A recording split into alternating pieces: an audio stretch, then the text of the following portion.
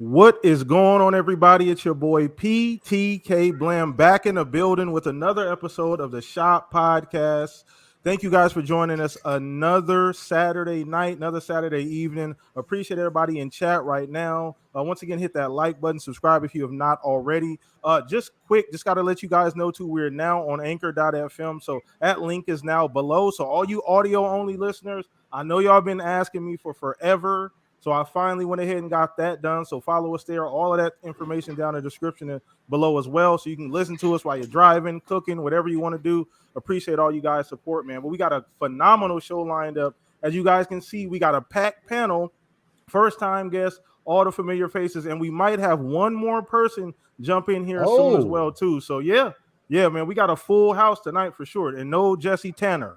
So, wow. we packing this thing out, but appreciate everybody in the chat and all the support. I see you, Luke, RSJ, Shonsu, Blue. What's up, brother? Once again, retweet the link. Let everybody know the Shop Podcast is live. Get in here, get your gaming news in your Saturday night the right way, man. But I've been talking too much already. Let's get to our guests. Let's get to this awesome panel, man. We're gonna start with our guest of honor, our first time guest. But once again, I've been following this gentleman for a while.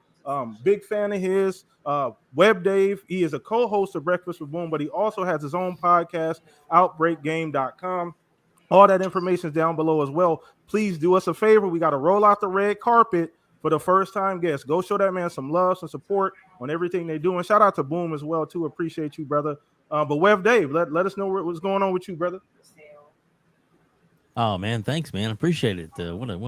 That was awesome. I'm quite an introduction. I don't know if I deserve all that, but thanks, man. Appreciate it. And I told you we're gonna have to get you interviewed here before long. So, we're gonna get it done because everybody else on this panel, they're already in the can. Yeah, exactly.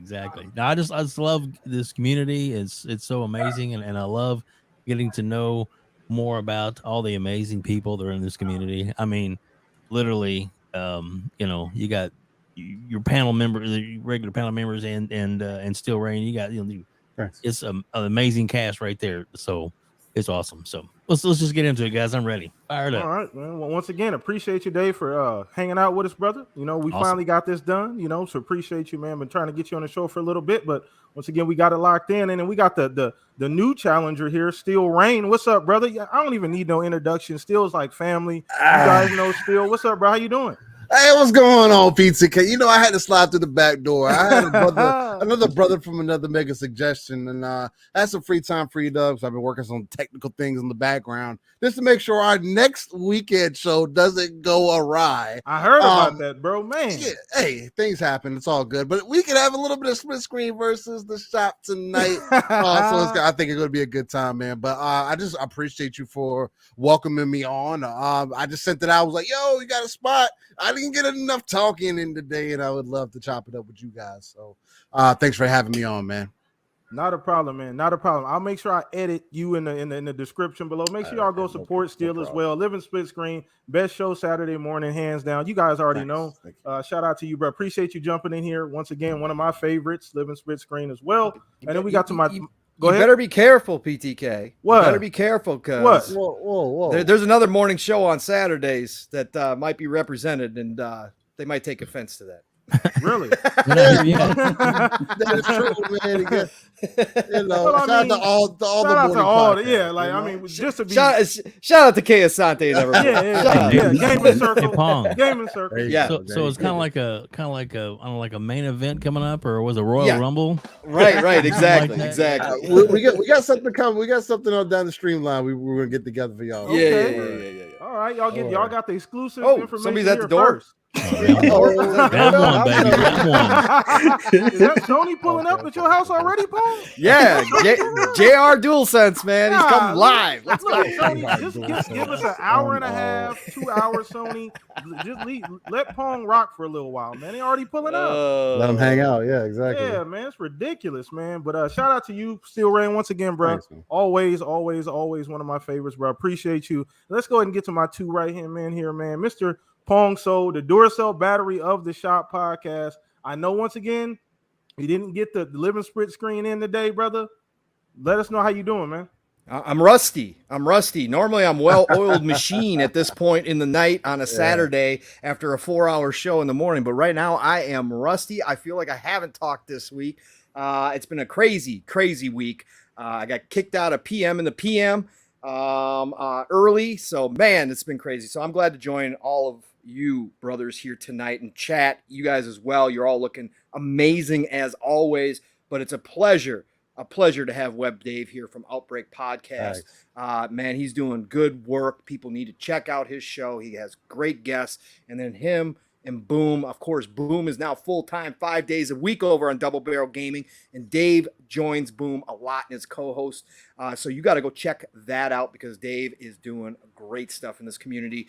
And awesome to have you here tonight, Dave. It's been too long since we podcasted together. And of course, Thanks, buddy. My brother from another showing up here after we didn't get our morning show is awesome too. So it's been one heck of a week. I didn't get a whole lot of gaming in. It's been a weird week of gaming. I went back to A Bard's Tale 4, the director's cut from In Exile back in the day. And I started rocking on that this week. And then Overwatch came out, but you couldn't play Overwatch until today when we finally got some games in. Me, Steel, Mav, Darth, Praxis, Jody from Xbox Era jumped in with us. Psychonauts, he was in there. Listen, Overwatch is playing well. It's Overwatch 1.5. Don't let anybody fool you. It's not Overwatch 2, but it's still Overwatch, and it's a great game. And they got it hooked up into Medieval Dynasty, which launched on Game Pass. A little game that's been over on PC. It's got a rating of a 9 out of 10 on Steam if you go look at it. Listen, it's optimized supposedly for Series X and S. It runs at 30 frames right now. So if you can't handle 30 frames, you're probably not going to jump into this. But I was doing a bunch of stuff today, so I was hopping back and forth. And this game is really good in third person. In first person, the 30 frames is not good. But in third person, it runs well. But I already looked up the devs on Twitter. They're talking about patches coming. They're going to get this thing running. But it's a cool, it's a survival, but also a manager game. So you're kind of building, it's what it says, Medieval Dynasty. So you're starting out as a kid. You start out by building your own house. Of course, you got to go collect all the materials. You're doing quests for people. It's RPG. It's open world. It's built in Unreal 4. And then you got to start building up your town. You can eventually get big enough to be king, get married, have a kid. And when you die, you take over as your kid. So this is a cool game that came out. Yeah. So if you're looking for something a little bit different right now, you can handle the 30 frames. In third person, it's not bad at all. It's just first person is not good. Go check this one out. So that's what my week has been, but we got a lot of topics. We got a lot of guests and voices in here tonight, Blam. So let's get down to it, brother. Let's get into it. Appreciate you, Pong, once again, every single week here at the Shop Podcast, man. You bringing that great energy, man. Appreciate you. Thank you so much. And last but not least, Mr. Fuzzy Belvedere, how you been doing, brother? Well, I've been doing awesome. It's just so good to be here with you guys and have two special guests on here, man.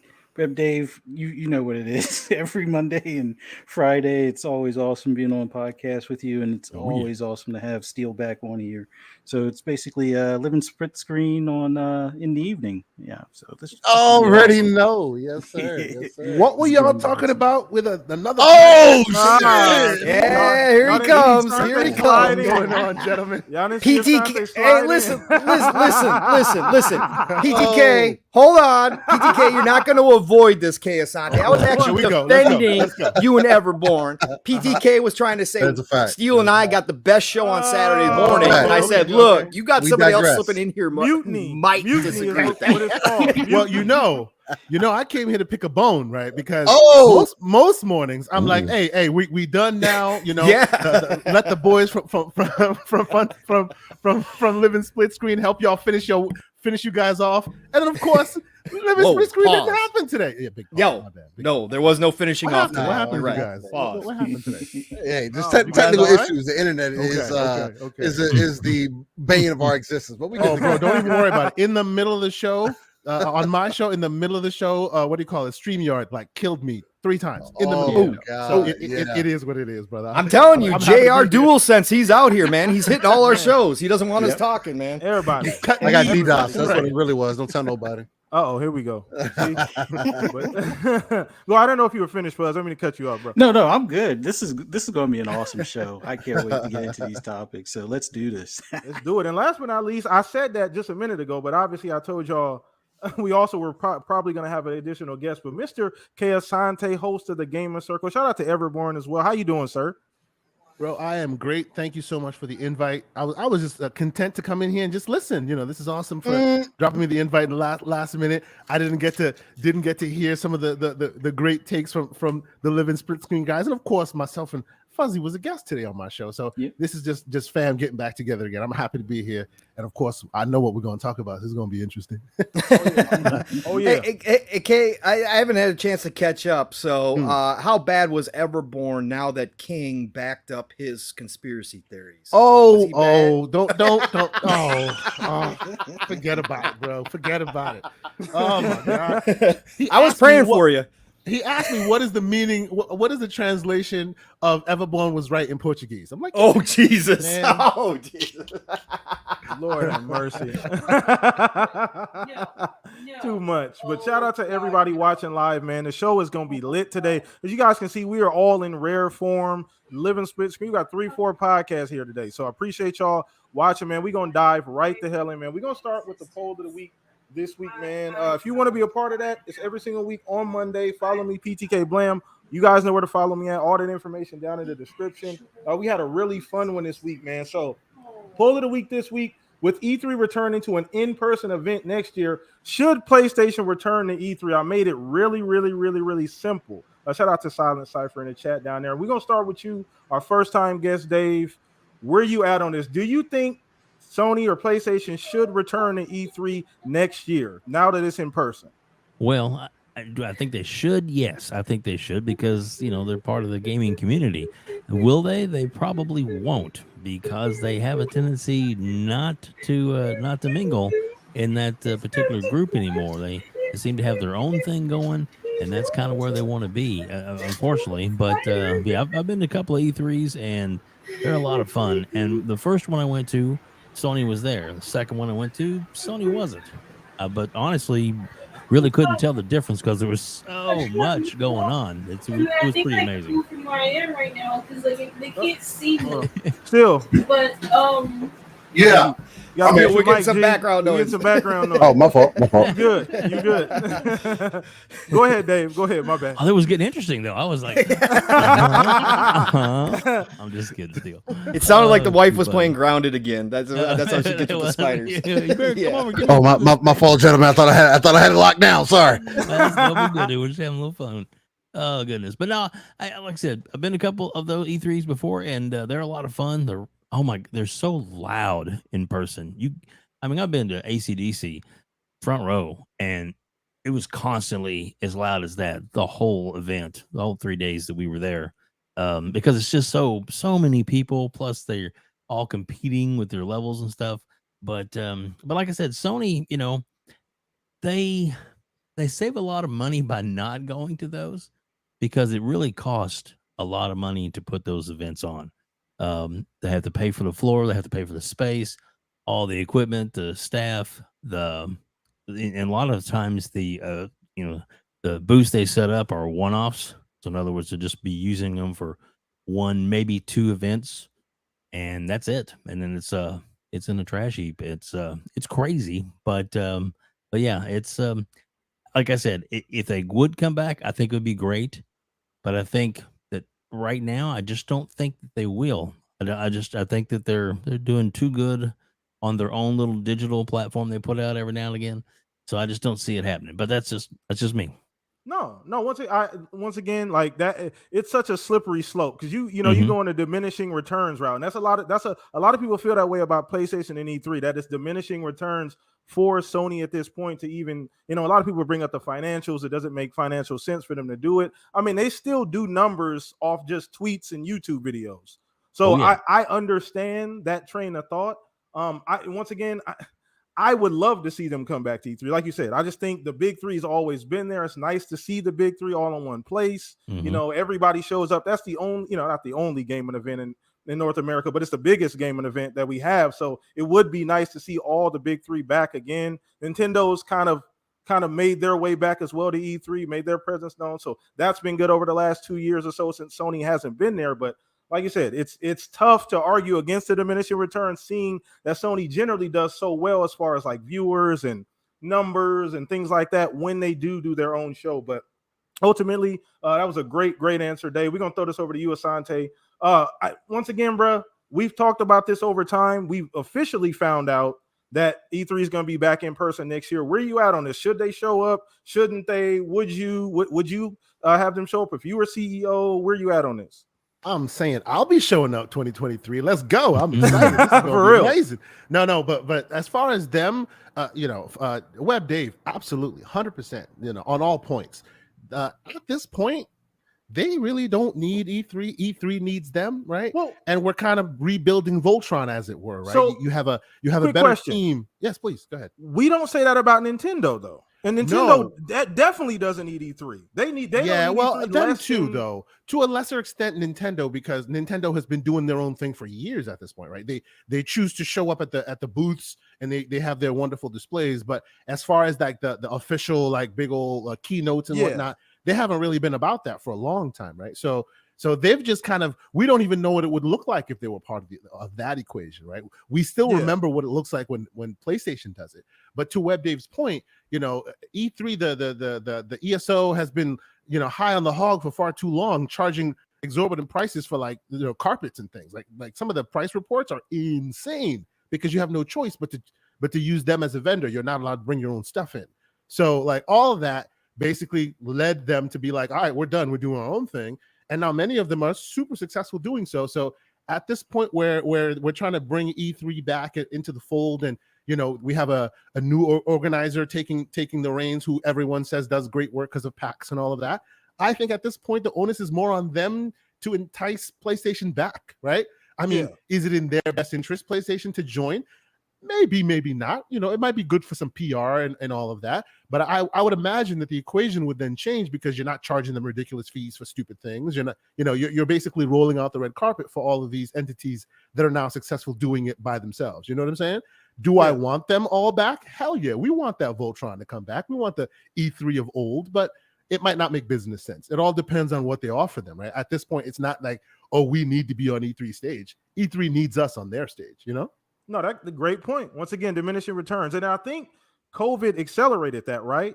Just not actually being able to have in-person events or even have E3 at all. I think, companies have gotten used to doing digital events. The digital events, every year, they've seemingly gotten a little bit better the last 2-3 years. I mean, let's be honest here. How many people are surprised that E3 2023 is actually a thing? We were pretty much convinced it was done, right? Yeah. Yep. Yeah, I would agree with that. We had that conversation. Like, is it ever going to come back? There was a contingency of people saying, look, we don't need it. It's this, this old, platform. We don't really need it. And there was another group of people saying, hey, we absolutely need it. We love to see the industry come together. These in-person events, they don't happen that often, once a year, twice, depending on where you're at. Maybe if you go to PAX and things like that. But so there's an argument on both sides, but I completely understand. And another thing too, Asante, you did mention financials. I'm not that deep. So financially, if that's the case, then they will have to take a step back. Oh, they were literally living high on the hog, doing ridiculous things. It was one of those situations where you're not allowed to bring in your own booth material, but the ones we're charging you are like quadruple the price of standard. It was just ridiculous. Of course, Microsoft and them, they're like, that's how you pay to play. Well, Microsoft has a whole building next to that. Yes, eventually they were like, we out, right? we could just go next door to our own goddamn building with our name on it. Right. So we don't really need to your venue, but understandable. So great breakdown, Asante. Appreciate you. We're gonna throw this over to you, Steele. Where you at, man? PlayStation returning to E3. Should they? Do they need to? I mean, of course they need to, man. What y'all are playing? No, I mean, for me, it's one of those things. Selfishly, if there's one thing that I choose to be selfish about, is those nostalgic feelings, right? Mainly because I haven't been to an E3 myself, so I still want to get that magic that I've had, that I at least saw when I was younger. Especially in the early 2000s, man. It was just like, it was just crazy to think about going to an event like that. And especially with them seemingly kind of tailoring it more to what people wanted before. Like on the business side of things, people wanted that to be separate from everybody kind of flooding in, and it kind of turned into, hey, everybody just come in and you just get in where you fit in. Which doesn't necessarily make sense. And I was going through doing a little bit of research on the topic. And on a couple articles, what I was seeing was that one of the reasons why they could have pulled out, and there's a multitude of different reasons, but one of the biggest reasons that they might have pulled out was just because there wasn't necessarily the same amount of attention as that there might have been previously, or i.e. competition, right? Microsoft stepping on the scene, Nintendo still being a dominant force there. The Sony separating themselves has allowed them to kind of gain that Apple effect, if you know what I mean, to where, hey, once they announce something, everybody's looking for it. And when you're number 7 in brand recognition, and a global brand at that, like Apple is, then it only makes sense that you try to make yourself seem more special than what you may necessarily are in reality, at least to my personal opinion. But yeah, I mean, of course I want them to come back just because it does drive that competition between the big three. But at this point, it's happened year in and year out. Nobody's competing with Nintendo at this point unless they decide to put out another console that's not going to be successful, which I don't think they're going to do at this point. With all the numbers they've crunched and the type of items they sell at this point. But so the only other person would be PlayStation competing with Microsoft, and they are already complaining too much about Microsoft competing at all. So yeah, I don't know. All right, for sure. Once again, like I said, it's a great argument either way. I agree with a lot of your points still about just. I think for me too, and Asante, you and Dave have been to E3s, right? Both of you guys. I have not been to. Oh, you E3. haven't. Okay. So okay. selfishly, Yeah, I'm with Steel Rain. That's exactly what I was going to say. That's exactly what I was going to say. I'm sorry. Although one thing, real quick, that Steel pointed out, and very good point out. You know, them changing the business model. Another selfish point. That means if you want to be a part of the keynote and also be a part of the actual event, you have to stay far longer, and you have 2 days in between where you got nothing to do because you can't go to the show. I'm sorry, that's pissed off. That's true. That's true. Facts, big facts. And I noticed because I'm literally in the middle of planning the schedules and the hotel rooms and stuff as we speak. So yeah, nice, it's real. Nice, awesome, man. We should all be there next year, man. So hopefully we'll see a so, lot brother. of you guys in chat all as y'all, well yeah, too. Oh, for absolutely. sure, man, for sure. So let's go ahead and throw this over to Pong. Where you at on this, Pong? We've talked about this, off and on for the last couple of years, man. It's actually been a while since it's come up, right? So I think it's about time for us to peel the scab off again. But where you at on Sony coming back, and maybe is that even a thing? I don't. Do they need to? That's always the main argument. Well, and I've said that they do. I think that they can't allow Microsoft to take center stage all the time anymore by themselves. I think that Sony now, at this point, now that it is a battle, now that it is a fight this generation, they have to go toe-to-toe. They have to show the world, the gaming world, and E3 is that one spot where the gaming world comes together, that they're not afraid. And that they are willing to showcase what they've got against whatever Microsoft is showing, which is what we used to get back in the day that everybody's talking about, that nostalgia factor of, hey, whoever goes first, how's the follow-up going to be? We've seen the back and forth through the years. Again, the Xbox One generation, perfect example. Xbox One stumbles, makes the mistakes. Sony turns around that same night, changes their entire presentation, and comes out the next day and kills it, right? That is what we are missing from E3. So maybe it is selfish. Maybe it is nostalgia that I do miss those days. But I think now, again, I don't think they can allow, Microsoft, even though Microsoft, just from a content standpoint, will still dominate, because there's no way Sony's ever going to be able to match the studios one for one with what Xbox has got going on. So the games, it's not going to be one for one. But I think that they do need to show up. I think they got away with what they were doing and it works for them. But now, new generation, a whole new ball game, literally new rules. I think Sony has to reevaluate. And I think that this year, if they close out this year without a showcase, I think that E3 is a real possibility for them next year. I think they might be gathering whatever resources they have together as far as games coming out, taking a look at their lineups, figuring out how many more remasters they can announce to fill the content gap, and figuring out what actual new games they have in the pipeline. And I think that they might hold off and pull out an E3 here and, show up and be like, we're back. and here's what we got, and kind of come with the full boat. Not guaranteed. Obviously, they could do a showcase in the springtime and then skip E3 altogether.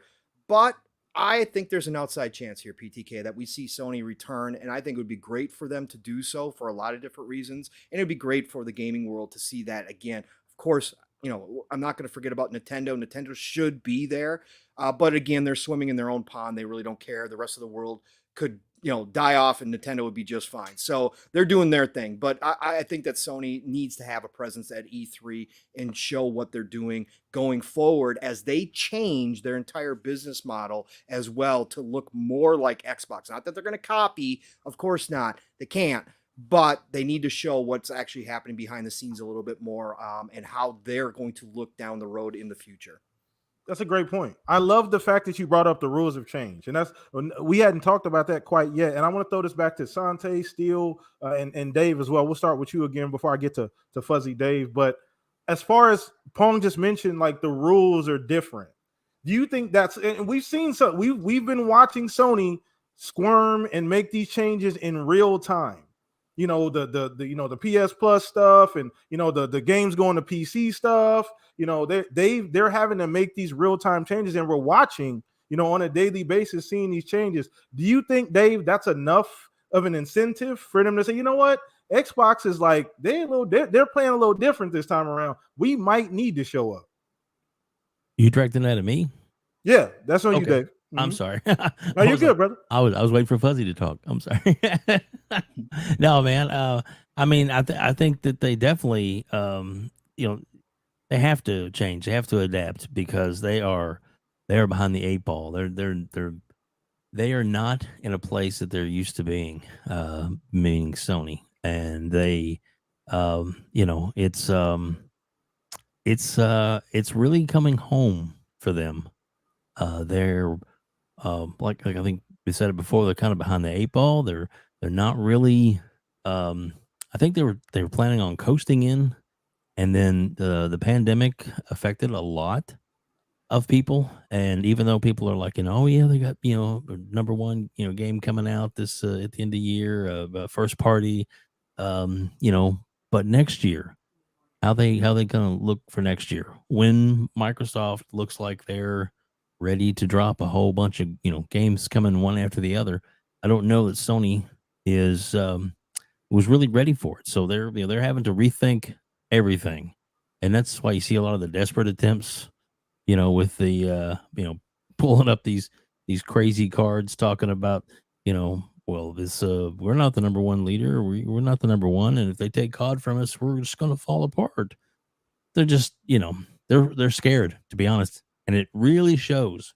So okay, no, once again, and I'm throw this over to you too, Asante, Steele as well. Like, you guys think that's enough of an incentive? Because once again, Sony's not. They used to doing what they want to do essentially. Mm-hmm. Like, I think we all understand being the market leaders, being this huge brand leader. They still are. Let's not get confused, right? Mm-hmm. When Sony does something, when Sony does something, shit moves. Like, you know what I mean? They do numbers. Absolutely. We got to make sure we keep it in perspective. But do you think all the changes, Sante, is enough of an incentive? You know what? And that's why I love being on this show. And I do love that. That's why I love having opposing views and different methods to get to the same conclusion and things like that. I was actually on Crossfire with Moose. Yes, you were, good sir. And what a good show that was. I'm sorry. No, it was a great show. I enjoyed myself, and I appreciate them for inviting me. And the reason why I bring it up is because they made that point as well, the whole Apple point. But and shout out to you, Pong Soul, because you are absolutely right. We're talking about the Sony of old. We're talking about the this is how you trade games, Sony, right? But in the world we live in today, that Sony is not the Sony of old. And when they see all these things coming to them, and that they're everybody likes to pontificate that they're the Apple brand, but as I said on the show, and I'll say it here, they want you to think they're the Apple brand. But if you look at what they're doing, they're following Microsoft. They are following reluctantly. They hate it, but they are doing so. Now it pays for them for you to think that they're Apple and they can do whatever they want, because they kind of were heading in that direction. But since Microsoft changed the equation, you're absolutely right, Pong. And when you put that into perspective, they definitely need to be at E3, because when Microsoft stops doing that perpetual cycle of defeat from the jaws of victory, it'll eventually happen, right? They got so many games, it'll eventually spill out on the streets. They cannot afford to have Microsoft have their own stage all the time, just selling their wares without anybody hearing from Sony. So you're absolutely right on that. The fact that Microsoft is now ready to compete and it's looking like they're priming the pump for something major and they're really out there, that means you can't sit back and just watch it happen anymore. You have to jump in the fray. Absolutely. Yeah. Great point. Still, go ahead, bro.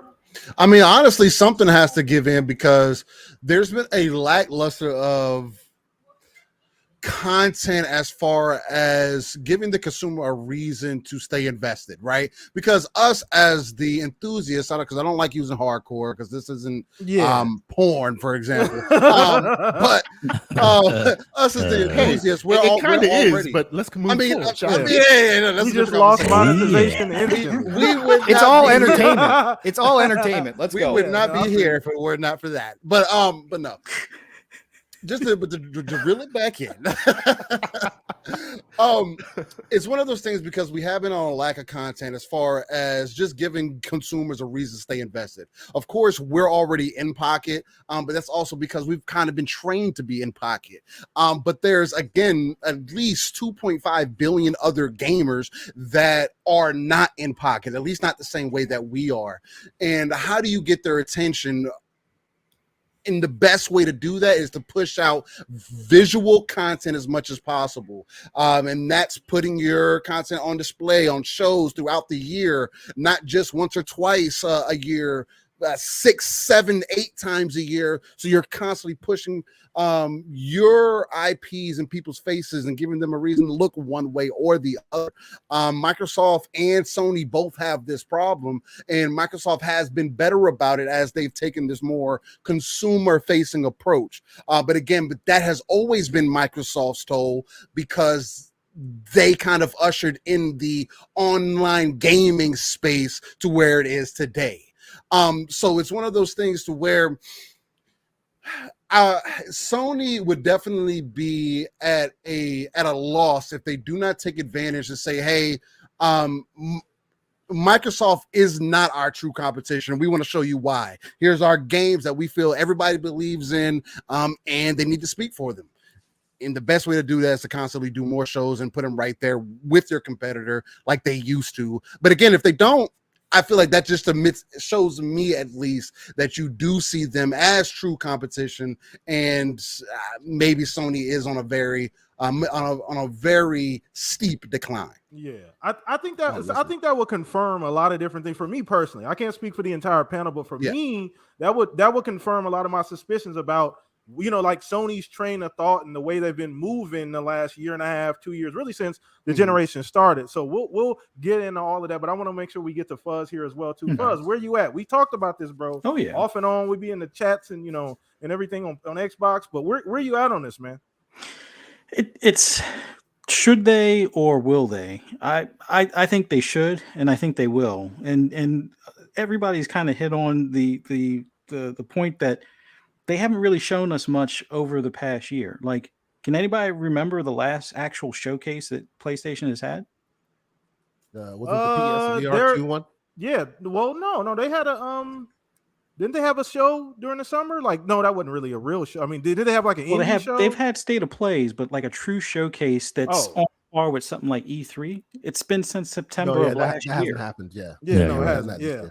So if they don't do something, I mean, I'm amazed that there aren't more people on Twitter or other, social media outlets and stuff, asking, hey, where are the, upcoming games? Like we know about Spider-Man 2. Oh, fanboys. Do we know about Spider-Man? Is Fuzzy Belvedere starting a PlayStation Got No Games narrative? Right now? Fuzzy. But it is kind of, shocking that they haven't really given us like this big roadmap beyond, Spider-Man 2 and Wolverine. I mean, yes, we knew that, God of War is out there. It's safe to assume that there's going to be a Ghost of Tsushima 2, but outside of that, we don't know what Ben Studios is working on. We know it's a new IP, but what is that new IP? And typically in Sony fashion, we would have already seen that game, even though it might not be out for 4 or 5 years. We would at least know a title. or maybe a main character or something. So should they be at E3 next year? Absolutely. But basically, everybody's kind of hinted to it already that they need to put up a fight. I mean, yes, they're the market leader. That's understood, but they need to put up a fight in the face of Microsoft having this momentum of Game Pass and acquisitions and new IPs and games in development and projects and multiple teams at multiple studios.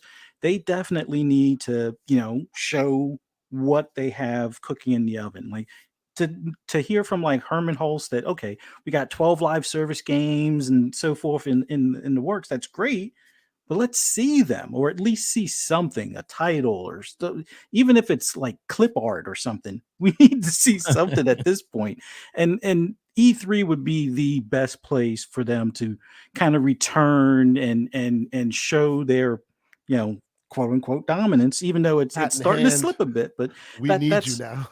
Yeah, it definitely would be one of those things where if they don't show up at E3, I'm starting to wonder if the whole remaster things that you guys were talking about earlier is a little bit more than a stopgap. Like I know David made mention of it. It's like they kind of coasted or were expecting to coast on this one. I think an E3 presence will put all those concerns to rest. And otherwise, another state of play, it just ain't cutting it for me. I want to see what they're working on as far as their roadmap. That's just fair. me. That's fair. And one thing I do want to say before we move on, and I know Pong got another great topic for us here. And shout out to everybody in chat too. Zinc, Wolf, Blue, iMill. Appreciate all you guys. Hit the like button. Thank you guys for hanging out with us. Hope you're enjoying the show. But the one thing that they're not going to be able to rest on the brand, name like forever. Like that's just not possible. With what Xbox and Microsoft is doing, they're not going to be able to rest on that. So it's going to be interesting to see how they maneuver through the next few years, with Xbox growing and then finally hitting the stride. That ABK deal is going to close, at the latest, probably going to close right around E3 time next year. Mm-hmm. What does that mean if that ABK deal closes prior to E3? Yeah, again, I know we're trying to dance around it a little bit, but honestly, guys, we want the console war to come back alive. Like we want these guys to fight. There's a reason. Like I know we sit here and we're on opposite sides of it. We're like we don't want to be toxic necessarily about it, but there is necessarily a healthy side to it to where there's eves and flows. That's the way it's always been. Hey, look at what I got over here. Oh well, I got all this stuff over here, and I got this many consoles. So now what? There's just different games being played now, and since there is a different angle, it gives people a different perspective, and there's just so many things that can be played. That's all we want, guys. We just want the console. For sure. So with that, wrapping up the poll of the week, man, great warm-up topic. Appreciate you guys. Like I said, chat, you guys are awesome. Want to be a part of that? Follow me, Twitter, all that stuff below. We're throwing this over to you, Pong, handing off the baton. Ooh. Lead us in, bro. Are we getting messy early? That's the question I have. How do you want to do this, PTK? It's your show. We got no. Listen, we got a big panel though, so we got a lot to get into. So I can take a smaller topic if we're just going to automatically touch on the messy stuff, or if you want me to lead, that's fine. Do you want me to read, all the good stuff, or do we just all assume we all know what the Brazilian courts said? I don't care. However you want to do it, bro. Just take. Man, you can take the top off. Get wet and wild. All right. Let's. Yeah. I think you ought to get into it, buddy. I think you ought to just bring it. Okay. All right. Let's put on the spectacles, bro. Put on the spectacles. Got the music popping off. Whoa. Hey. All right. Let's go. Make it rain, Pong. Make it rain. Music. All right. So, as everybody is probably aware, unless you were on an island by yourself, a deserted island, and paid no attention, or on vacation and turned off all social media, you guys are all aware that we got an announcement this week. We know that Saudi Arabia had approved the ABK deal previously, but Saudi Arabia, for anybody who is not aware, has some vested interest in this deal going through because they are actually investors of Activision Blizzard. So they are making money. So that was always assumed it was going to go through. But obviously, the one that we really got to talk about was obviously the Brazilian regulators, the regulatory body, which is called CADE, CADE, SG/CADE is the full name. And we got there behind the scene. We got a full view behind the scenes because those documents were made public according to their laws back. And that's when we first started seeing the back and forth, the drama, the daytime soap opera that now is ABK deal with Jim Ryan. And of course, Phil and Satya have jumped out publicly as well. But we got the behind the scenes originally showing Sony's concerns over Call of Duty. Well, this week, of course, the Brazilian regulatory body, CADE, came out and they ruled that they would approve this deal with no restrictions whatsoever. So this got the community obviously fired up. This was throwing a match in a bunch of gasoline cans this week, and it was incredible to watch from all sides. We got people out here absolutely on Twitter saying that Microsoft paid off Brazil. We've got all sorts of crazy nonsense, of course, from the circus. And we've got, people on the other circus too, the green circus as well, because there is one of those claiming that, now it's just done deal. It's all approved. There's go walk in the park because Brazil said no restrictions. Yeah, no. Now, we're not quite there yet, but let's get down and dirty with this, folks, because this was a big one. Just as far as it's not overall, it's one step closer, but it's not going to determine what the FTC does. It's not going to determine what the EU does. It's not going to determine what, CMA does over in the UK. It's not going to change how they look at this. But what CADE actually had to say in their findings through this whole process is really what it comes down to. So I'm going to read some of this to you guys. It's 340 some paragraphs total. After the show, if you really want a real breakdown, go watch Hogue Law, great member of this community. He broke down it beautifully. Not all 340 paragraphs, but he came from, again, he's an M&A attorney, so he understands this stuff and he did a great job with it. But we're going to go through the main points here. So the conclusions, and this is all translated from Portuguese, by the way. So this is Google Translate.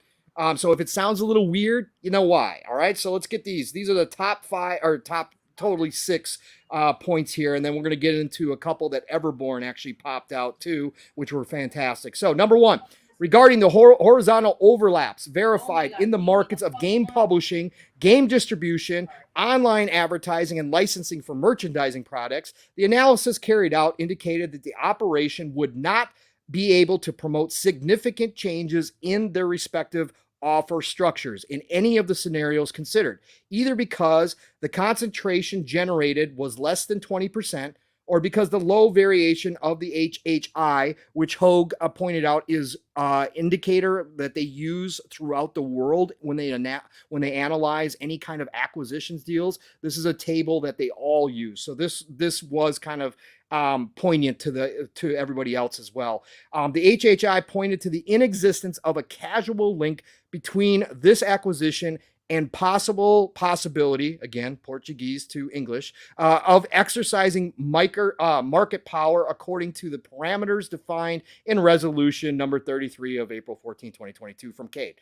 Number 2, with regard to possible vertical effects, an attempt was made to assess whether, as a result of the transaction, Microsoft would have the ability or incentives to close any of the vertically related or complementary markets. Number 3, as for the possibility of closing the game publishing market upstream, it was found that despite Microsoft having control of a relevant portion of the console and digital game distribution markets downstream, the company would not have incentives to make it difficult for publishers competing with Activision Blizzard to access its platforms, as this would necessarily imply a reduction in the quantity and variety of the catalog of games available in the Xbox ecosystem, making the company products and services less attractive to consumers. That paragraph is basically saying that if this deal goes through, would Microsoft pull up the drawbridges and say, yeah, we don't need to deal with anybody else anymore. We got enough games. We got enough studios. We're just going to have our own contained ecosystem. And obviously they said, no, Game Pass needs lots of games, lots of variety. That's not going to happen.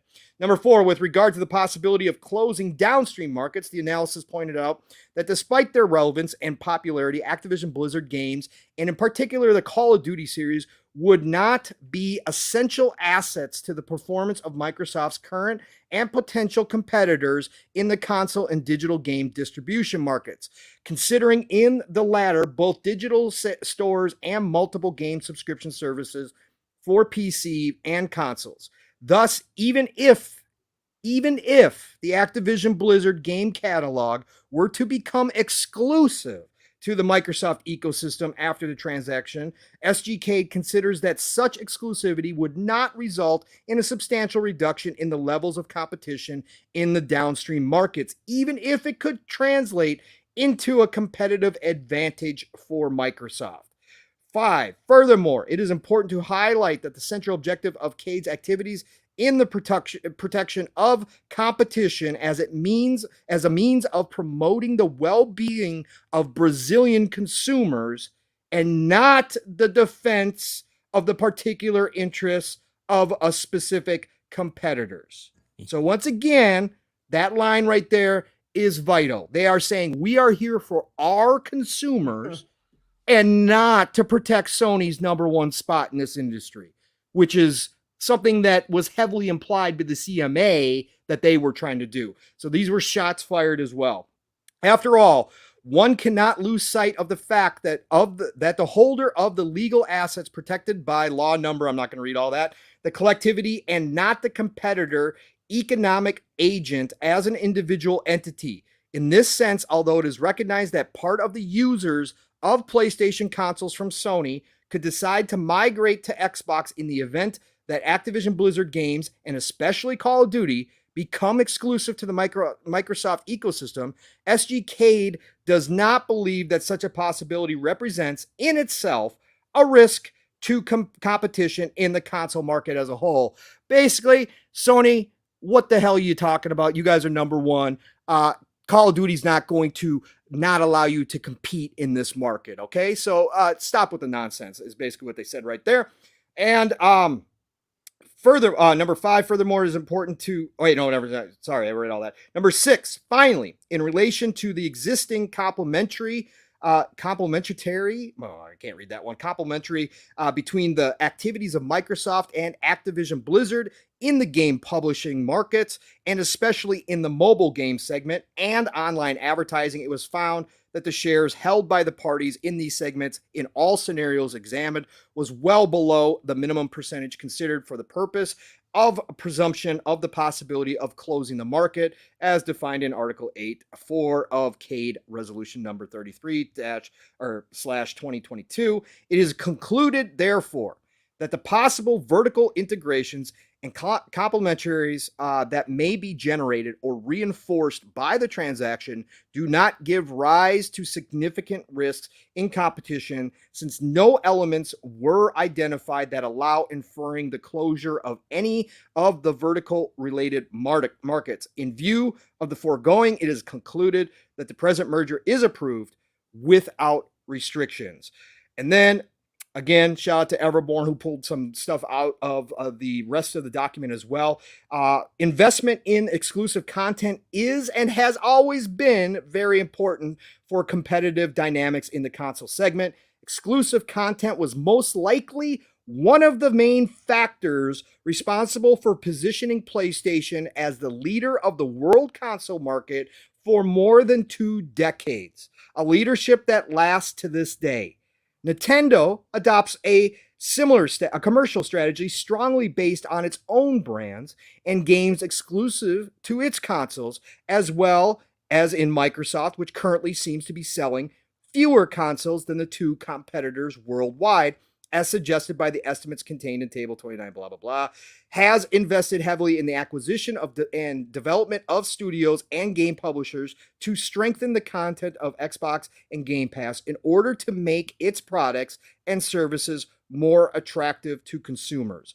And then goes on, the SGK believes that the fact that Call of Duty is traditionally a series of cross-platform games has a significant influence on the number of users and sales performance of the franchise. After all, it is logical inference that the greater the number of hardware platforms on which a particular game is playable, the greater the base of potential users and buyers of such game. Given this context, it is likely that at least in the short term, Call of Duty would lose a significant volume of revenue and players if their games were to no longer be offered to users of the most popular console in the world. In fact, such a hypothetical scenario could not only negatively impact the numbers of the franchise, but also favor other series such as Battlefield, Tom Clancy's Rainbow Six. Despite this, it cannot be ruled out that Microsoft will consider the adoption of an exclusivity strategy on Activision Blizzard games potentially profitable, even if a decision in this regard could result in the sacrifice of a relevant part of sales, users, and even Call of Duty popularity. This is because, in theory, such a strategy could contribute to boost Xbox sales, expand the Game Pass subscriber base, and strengthen the network effects in the Microsoft ecosystem in order to compensate for any loss of revenue from the sale of games in the short term. All right, brothers, it's a lot.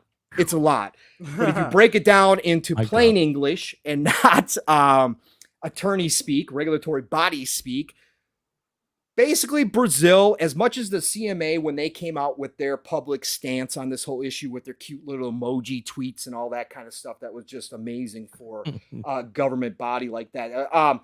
We said, boy, it sounds like they copied Sony's homework and just copied and pasted it to Twitter, and they're just speaking Sony's words. Well, now we're on the flip side, and the Brazilian regulatory body, CADE, sounds like they've been listening to all of our podcasts for the past weeks. And they've been copying all of our homework, because all of the stuff, all of the points that we have made as to why Sony has no leg to stand on, why all of their complaints seem to be paper thin at best, all of the stuff that we have come out and said, hey, this is why the ABK deal is going to go through, Brazil said themselves.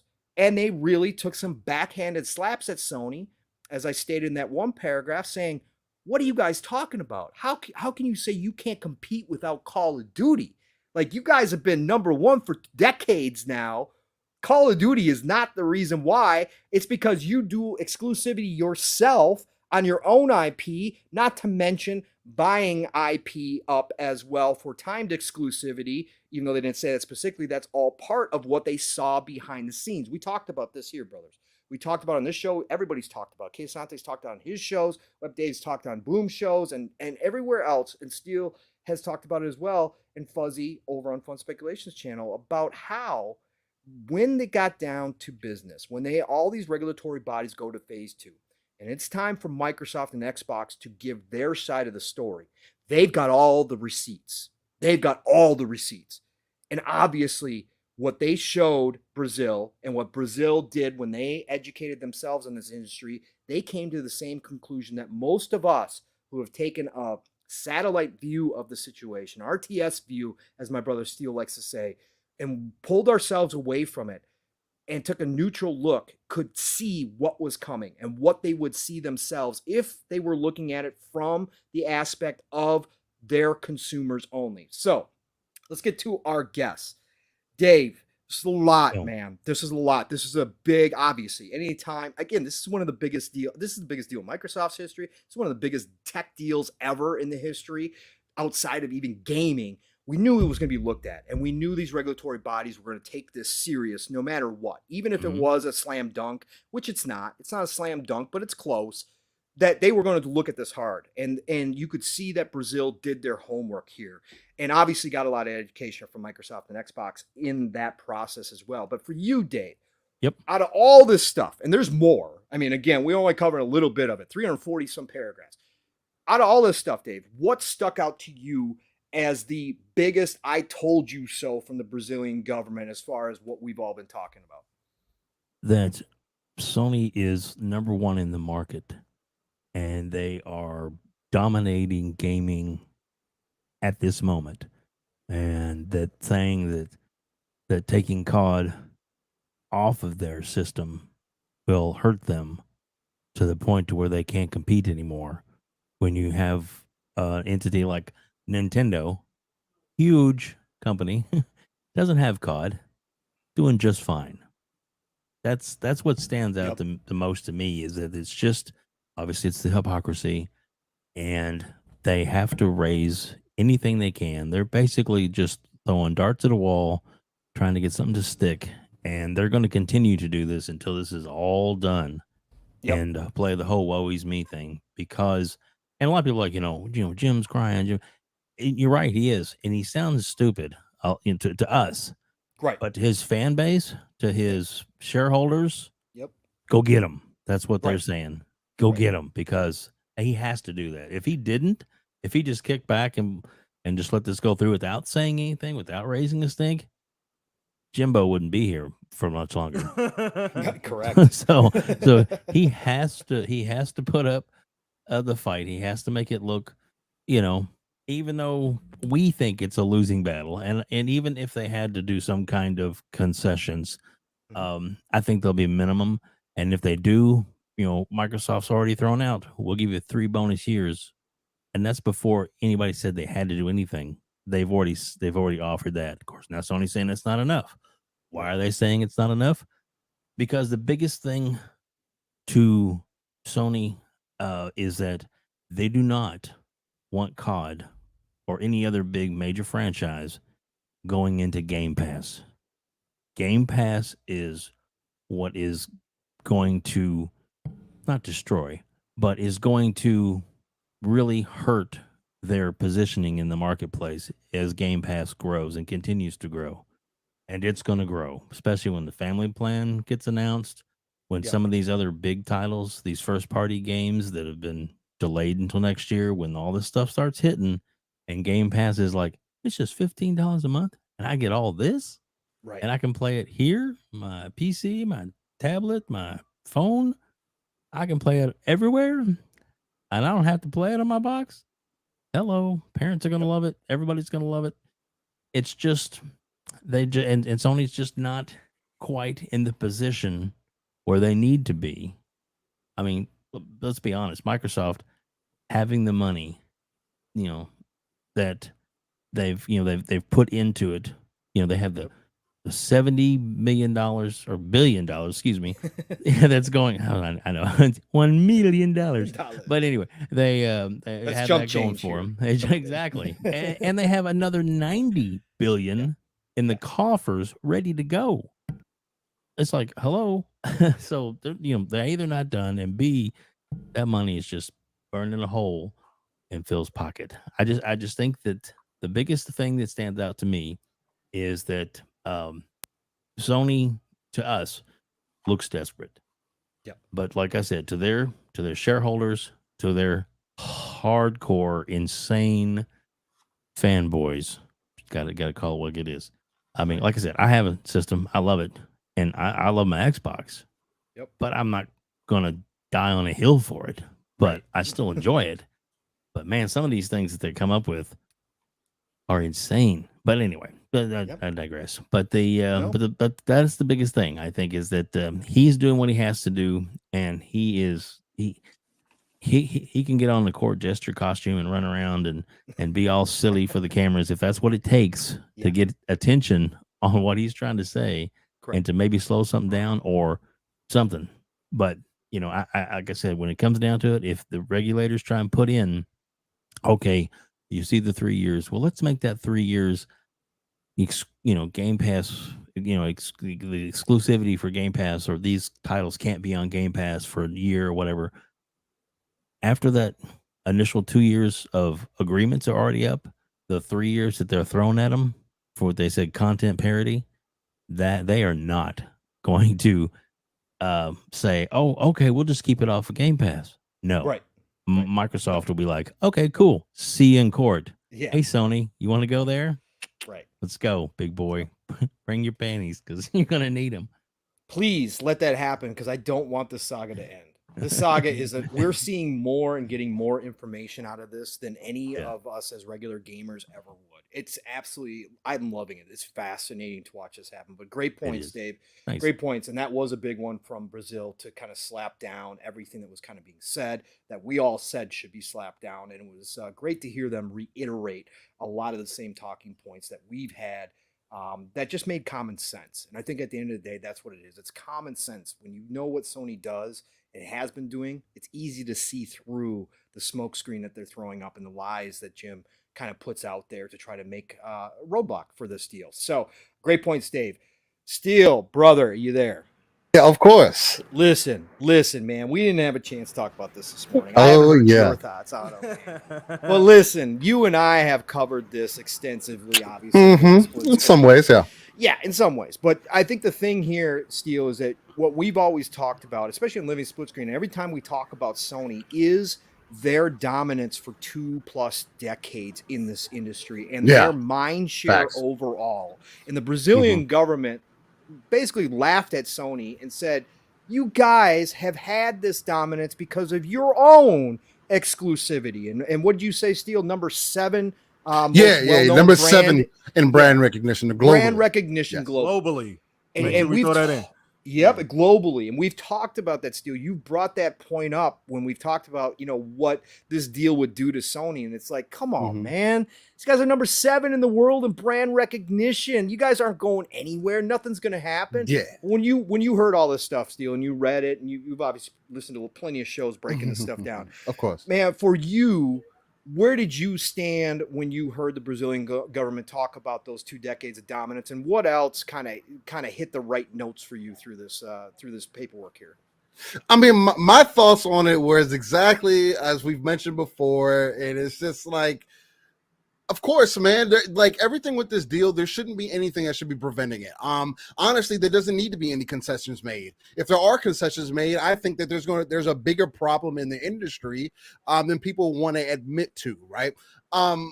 The biggest angle on this entire thing that I always use personally is the fact that Microsoft, no matter how you want to cut the cheese, is the little brother of this industry, of the gaming industry. Sure, they have always been part of PC in some way, shape, or form in the behind the scenes, but that's not the console market, and that's not what we mean when we're talking about the gaming industry currently. And I'm pretty sure a lot of people know that, but I want to iterate that because some people like to take things very literal, but also be very intellectually dishonest. For me, I think it's more so embarrassing, not just what Sony has done here recently and the antics, because, of course, like Dave mentioned, Jim Ryan's a businessman, right? As a businessman, you want to represent your business in the best light possible. So you're going to say, dance, do whatever that you need to make sure that your company, which is PlayStation, which is known kind of like how you say Jordan or Ferrari or Lamborghini, PlayStation is up there with brand recognition with things of that nature, if not a little bit more.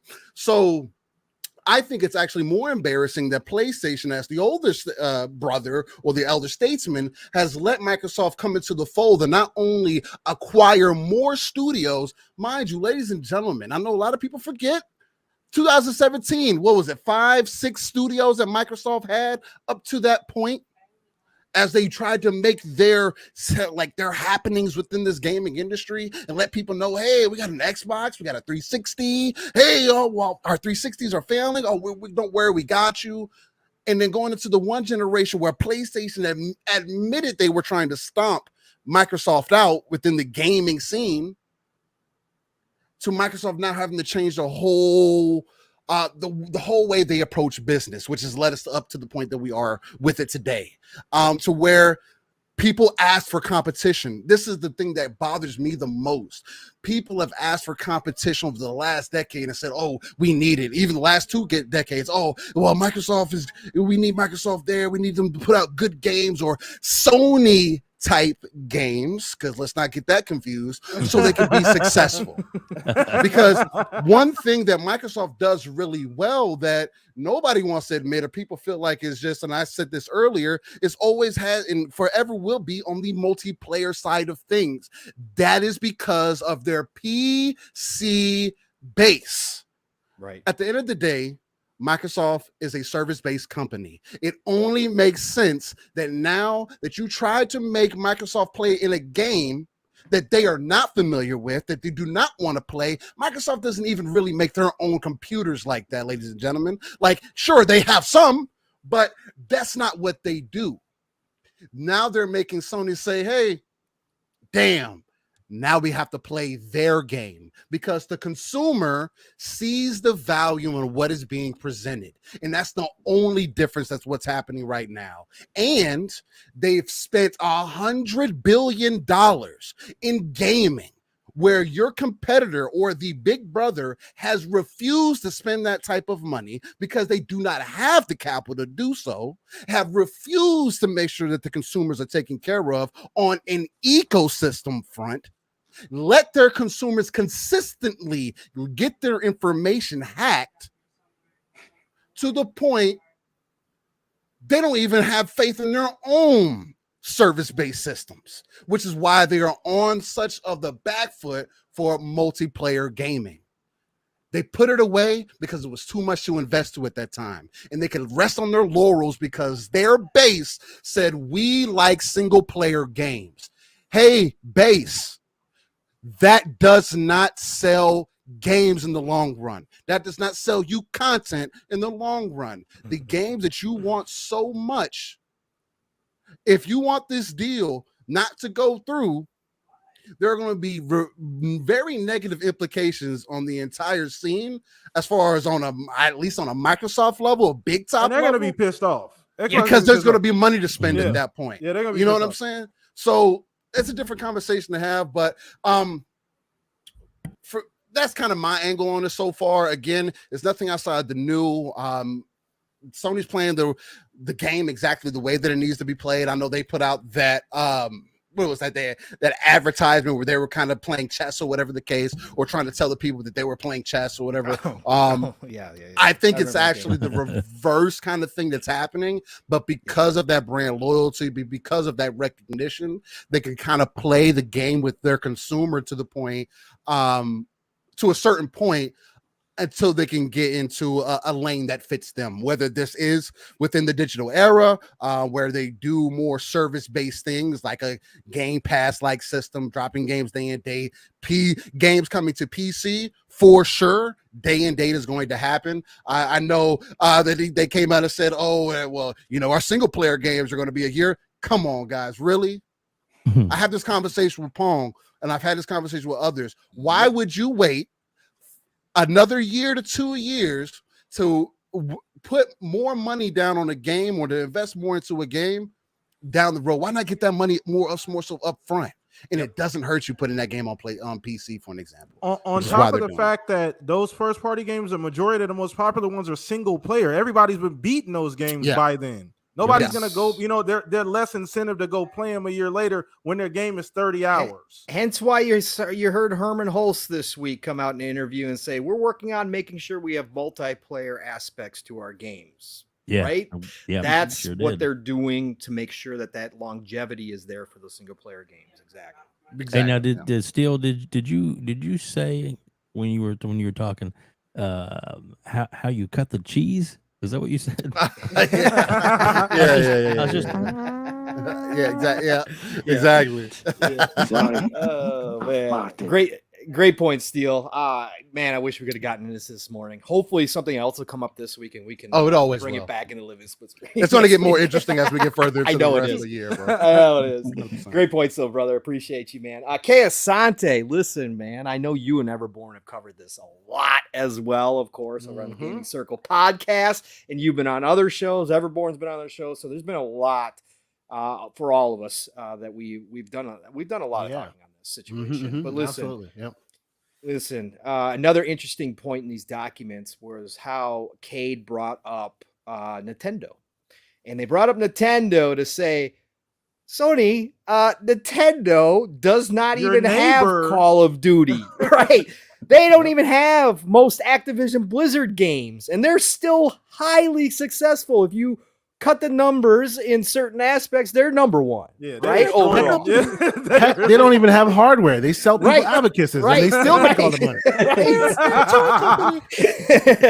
So for you, Case, I thought that was really funny too, because I know I've heard you bring that up too as well. We've all brought it up, but Case, they really, when you broke all this down, and obviously, like I said, you've discussed this to high heaven this week, especially what really number one really solidified, if you were one of these regulatory bodies and you were thinking of the consumers only, and you weren't thinking of Sony, what was one of the one of the big points here that really was something that you were like, yeah, that's almost exactly how I would have said it, man. What did you think here? The synopsis that you laid out expertly well, as usual, of course, good sir, and basically the layout that the Brazilian regulatory bodies basically point for point, in addition to all the other points that they have brought up. Like you said, I mean, it's like they've been paying attention, which is all that I've wanted, right? Yes. And myself and Everborn, as you know, we go back and forth pretty frequently. And initially, when the CMA came up and they started, speaking as they did, right? We were all up in arms, like, what the heck is up with that, right? Right. Just a very weird thing. And the question of what would this mean and all of this, will it mean that their decision will be tainted, because clearly they seem to have Sony in pocket, all this stuff, right? And back then we were all very much like, scratching our heads. We did a bit more research, came to find out the CMA tends to be that way in general, right? At the beginning, they tend to be hot, and then they go, oh, nothing to see here, and they move on until they get hot somewhere else. That's what they tend to do. But at the end of the day, how I felt then, and I feel so happy that we are here now with it, is this has nothing to do with PlayStation. This has absolutely nothing to do with PlayStation or Xbox or Microsoft or any of that. They are playing their position exactly perfect, right? As you guys have pointed out. If what was that again? If Jim crying, lion, dance moves, right? Like crazy stuff. If he had not like come out and said what he has said, right? If he wasn't doing this, he wasn't doing his job, right? He's not doing his job. But the thing that made me go, okay, let's just wait and see what happens, is at the end of the day, they can say whatever the hell they want. It's about these folks that are making their decisions. Are they literally going, how should we vote? And then regurgitating it? Or are they going in the back in the lab and doing real research? And what this tells us is they are actually doing, well, at least in the Brazilian case, they did some real research on that, right? Yes. They pulled out various competitors. They expertly like pointed the Nintendo out. They expertly pointed the fact that, hey, Battlefield is out here. Zampella is not to be denied. Trust me, he's coming, right? They pointed all of that out. So all of that is there to dismantle any kind of ridiculous arguments. But my point has never been that those ridiculous arguments shouldn't be made, because they're doing their job, right? And pointing out that Nintendo specifically is the reason why all of this is BS is just so like it warrants that meme where what's his name, Morgan Freeman and a whole bunch of folks just get up and start clapping. You know what I'm saying? Yes. You've seen that one. Like it's like, come on, people. If us unwashed masses, if us troglodytes, as it were, can literally look at that and go, come on now, how is it that other regulatory bodies who presumably are experts in their field and are very intelligent and are given such responsibility to weigh these heavy burdens, how is it they can come out here and speak so ridiculously from jump? You know what I'm saying? Right. So all this, I'm enjoying it. Like you guys, I just like the popcorn. I like to sit back. I like to, see all the back and forth. Now, I will address one thing though. Yes. Right. People said, oh, Saudi Arabia is in pocket. They have a vested interest. To be fair, so does Brazil. Not the same way Saudi Arabia does, because Saudi Arabia is like literally in pocket. They are vested monetary interest, right? But in Brazil, first and foremost, and this was pointed out, myself and I've been going back and forth with Everborn and a few other guests, and they're really, really good. You learn so much. Brazil, the scene in Brazil is not the same as the scene in the UK and in the EU. Yes, right. And they are not tip of the spear. PlayStation is not like ruling the roost in Brazil, right? Call of Duty doesn't rule the roost in Brazil. That's right. And secondly, their economy wants and needs Microsoft, and needs big tech. Whereas the adverse is, if you go to the UK, the EU, they see Microsoft, they think Meta, Facebook. That's how they look at Microsoft. They were the only company, the only regulatory bodies that almost took a piece out of Microsoft. So it was always going to be hard fought, right? But what I think is really cool about what happened here, even though Brazil, it's a small player. Yes, they have very interesting laws in Brazil, by the way. Y'all should do some research. I mean, their drug policy, all that stuff, very, very unique among many. So y'all should pay attention to that. So it was probably expected that they would do this. But the thing that I think is very interesting and the thing that I think will change the needle here is they don't need to make the case, right? As has been already pointed out by everybody on this panel, and absolutely right. It doesn't mean Lena Khan's going to go, well, Brazil approved it. No, they don't care, right? No. The CMA is not going to go, oh, well, Brazil says it's good. No. But what makes this useful and what makes this actually a turning point is, okay, CMA, okay, EU, disprove Brazil. 0.4, 0.5. Okay, sure. I know that we're talking about the Brazilian people, but apply that logic right now to your environment in your region. Tell me why that is completely wrong.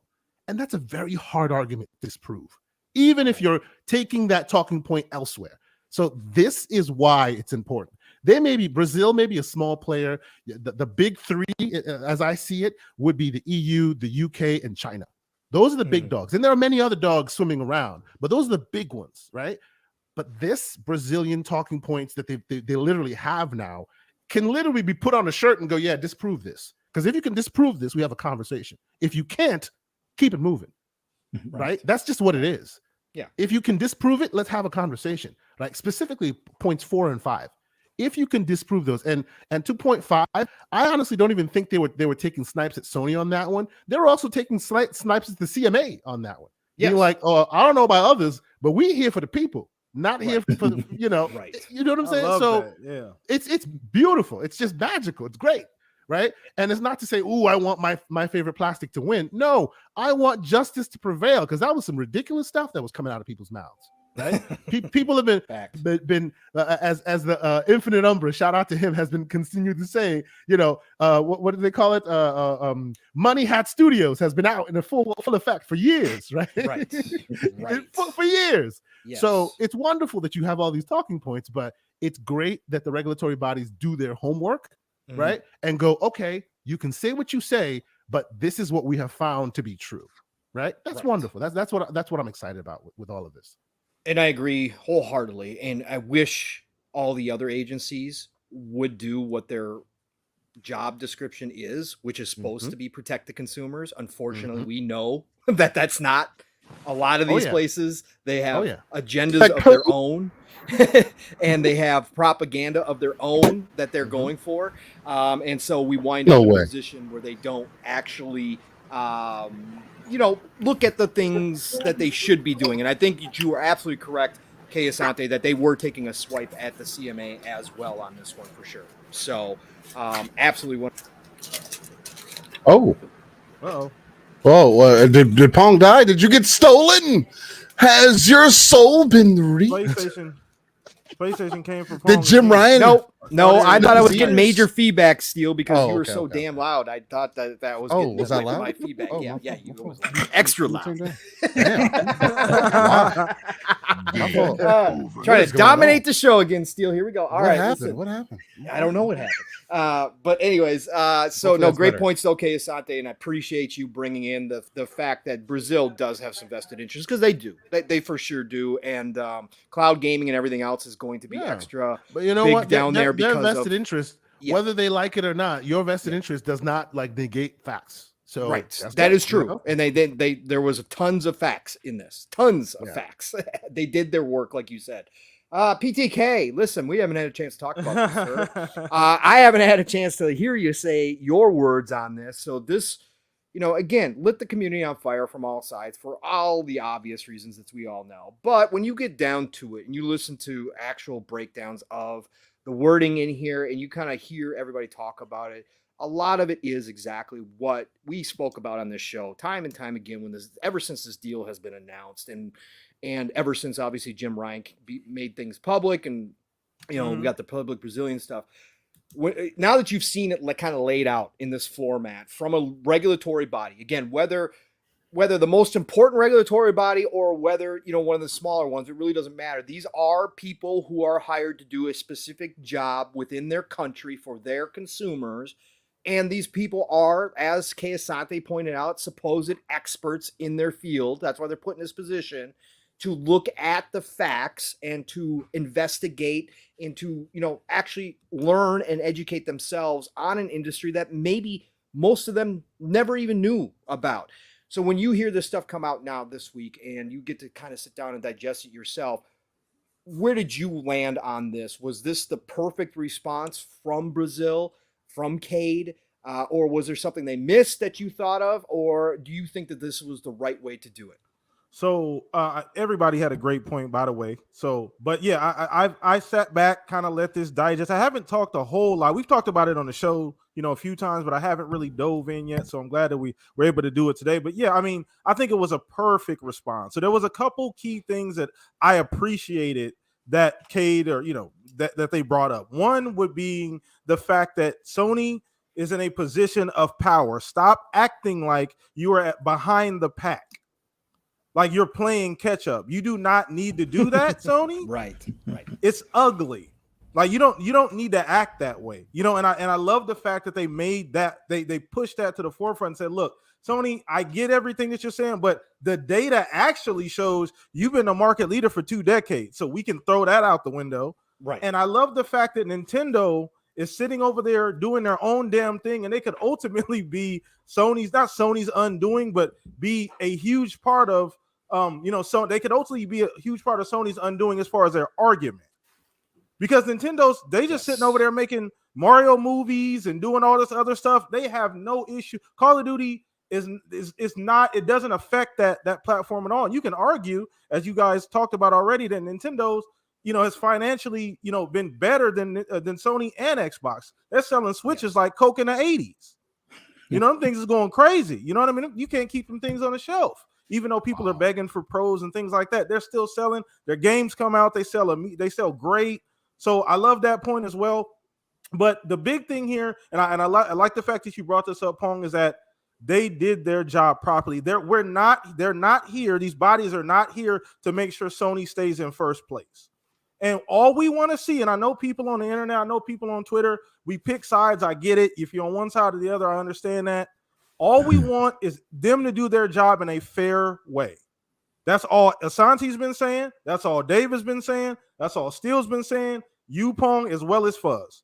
We go back and forth about, whose side you're on and, Sony this, Xbox that. But ultimately, we just want these regulatory bodies to do their job the right way and not omit obvious information.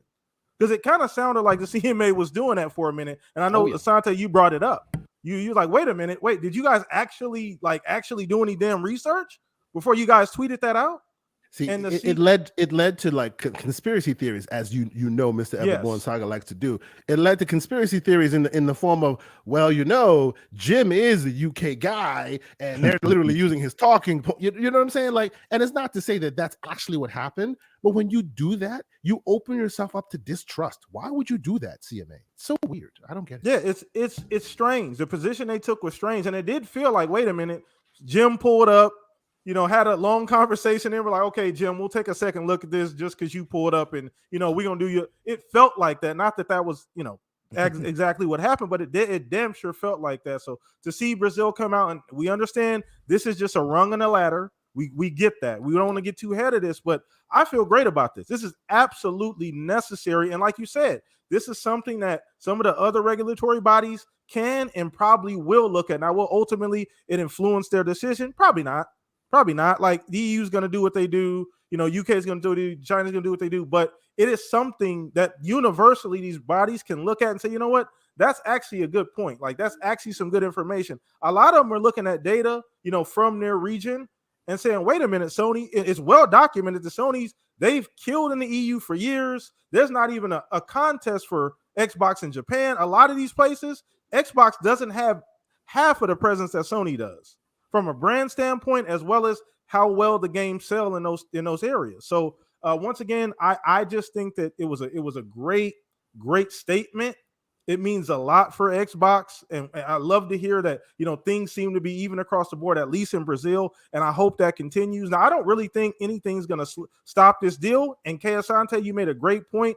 It is Jim's job to ruffle feathers. He would not be sitting there. They're not paying him all that money to sit on his hands and say, we'll be all right. No, they're not. He wouldn't be. He would not be in this position if he was just to sit on his hands. So yep, absolutely. And go real quick, one quick thing that you're bringing up that I think folks should remember, that the way that Sony talks and people complain about, oh, you look weak, you look soft, what are you doing? Yeah. Look at what Sony's been doing for years. Correct. They bully, and then they say, hey, we're doing it for you. They cheat, and then they say, hey, because we got your back, right? They are training their consumers to expect this kind of behavior from them.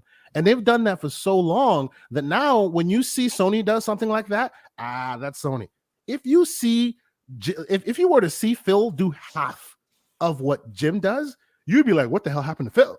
Right? Oh, because they also have been training their consumers. They've been just training him in the kumbaya direction and pissing some people off that way. You know what I'm saying? Right. So I do hear you on it looks weak and it looks soft, but to them, it's like, yo, this is part of it, right? We get to be saucy and gross and disgusting because we are that analogy always seems to ring true. We are the gnat versus the atom bomb. So we get to be messy and everybody gets to deal with it. Whereas Microsoft has to walk very softly because they are the atom bomb. Yep. Right. Great point. Right. Great damn point. But just final thing here before I know you're going to get to fuzz here is that another thing we need to understand, Microsoft has had to deal with like real monopoly. You remember Microsoft in like the late 80s, 90s when they were just starting? They had they had like a real monopoly as far as like Windows, and they had this is not what this is. So anybody that thinks that's this is not even close to the scrutiny that they came under then. Like they had the FTC had a real argument back then about them having a monopoly on the industry. This is not even close to what that is. So being third place, they don't have that argument. And once again, this is just an extension of Sony having to wiggle in real time. They got caught with their pants down when this generation started. They didn't take Game Pass serious. They spent $300 million on Gaikai and let it sit there. Yep. They had an opportunity to get a jump on this generation, and they sat on their hands. Then they got caught with their pants, and Xbox said, you know what? We're going to go a different direction. We're not going to play that Sony game of just the first party, buy up third party stuff. We see where things are going, and we know we can be the market leader. We have the resources, we have the money, we have the talent, and our fan base will understand. And Sony's wiggling in real time. So I just wanted to get that out. But that's kind of where I'm at on all of this. Great points. Great points, PTK. Again, just to add a little bit to the Nintendo stuff as well that you brought up again.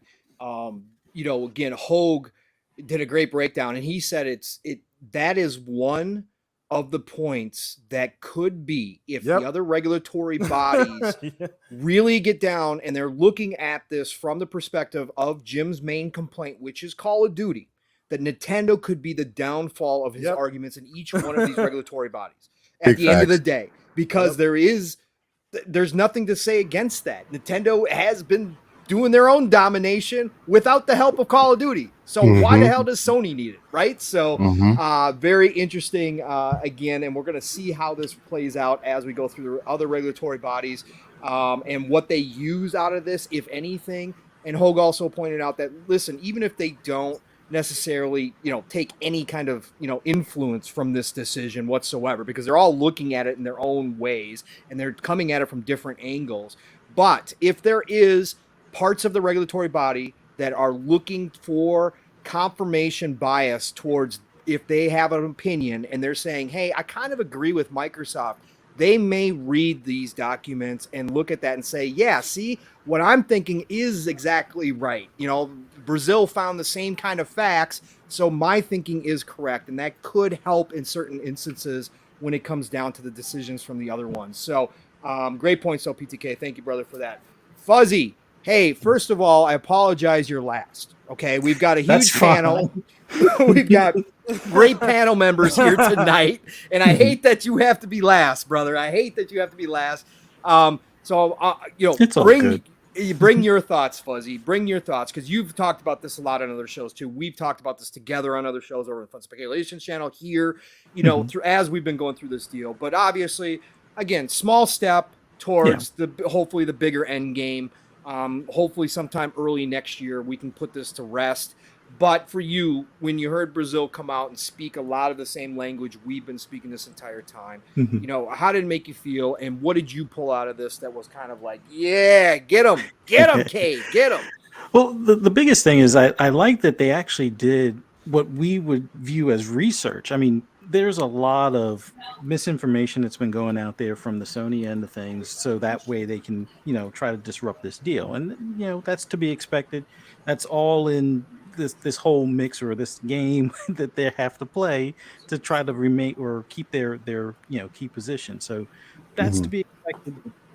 What wasn't expected is that regulators, which it doesn't matter what country you're in, usually when you look at politicians, regulators, or anybody that's in any form of government position or authority, they typically don't seem to deep or dig deep into the intricacies of the matters. Like I would have to say, I don't think that many politicians out there or any regulators out there are going to be particularly gamers or might be up on the most recent events or even past events that involve Sony or Xbox or even Activision for that matter.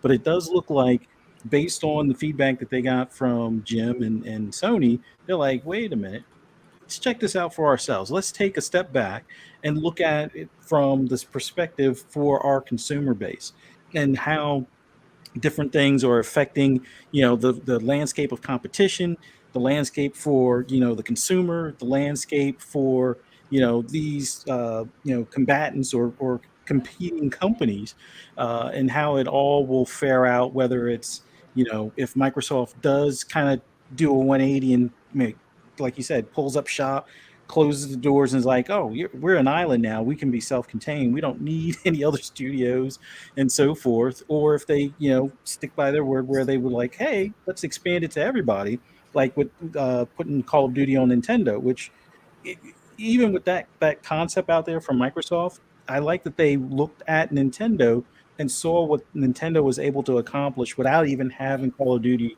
on their platform for at least 10 years or more. I think 2011 was probably the last Call of Duty, or I think the last one was on the Wii. So it's been a while. So they Yeah, actually Call of Duty did. Ghost was the last one. Oh wow, yeah. Oh wow, So yeah, it's been a minute.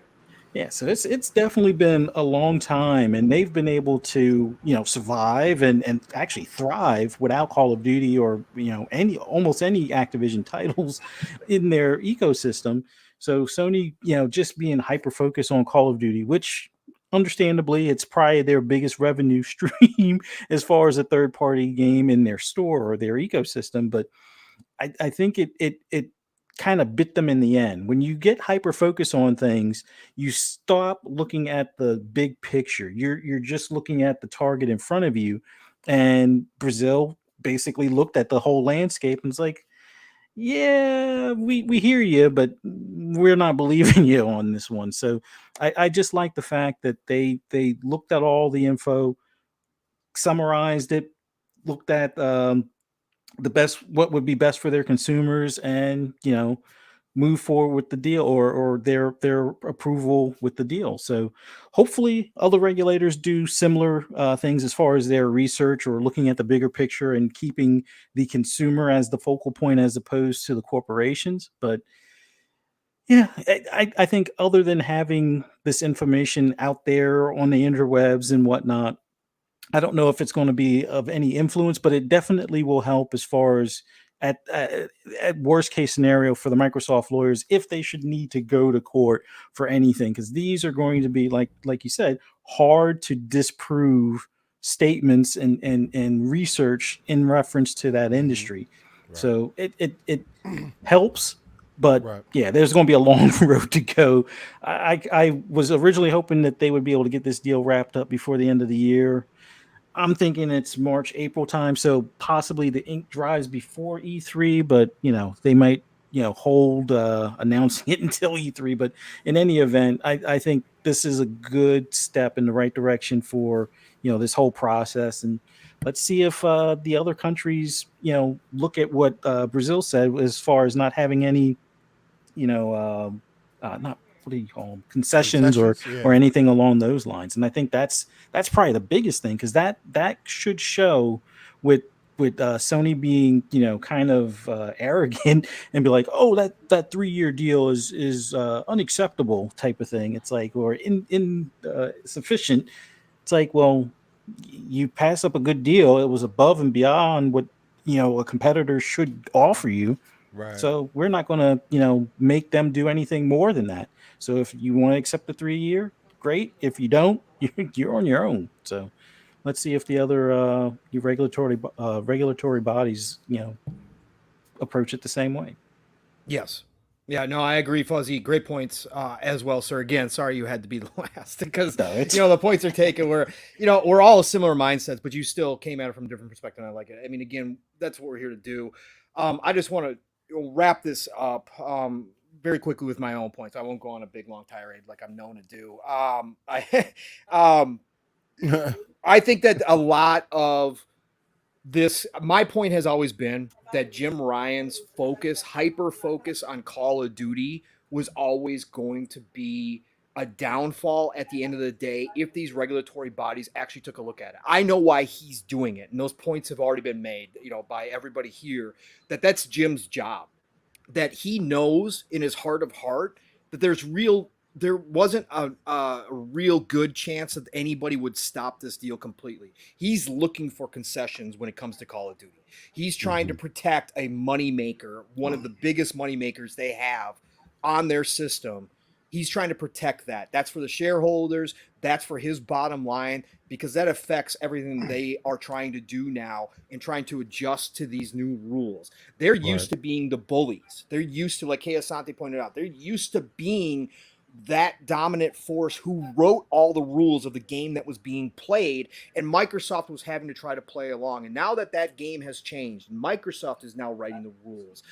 Jim is just doing what he can to try to trip up Microsoft and Xbox as much as possible and try to protect his vested interest in Call of Duty, which they've spent a ton of time and resources developing a relationship with Activision to get those marketing rights every Call of Duty, which they took away from Xbox back in the day.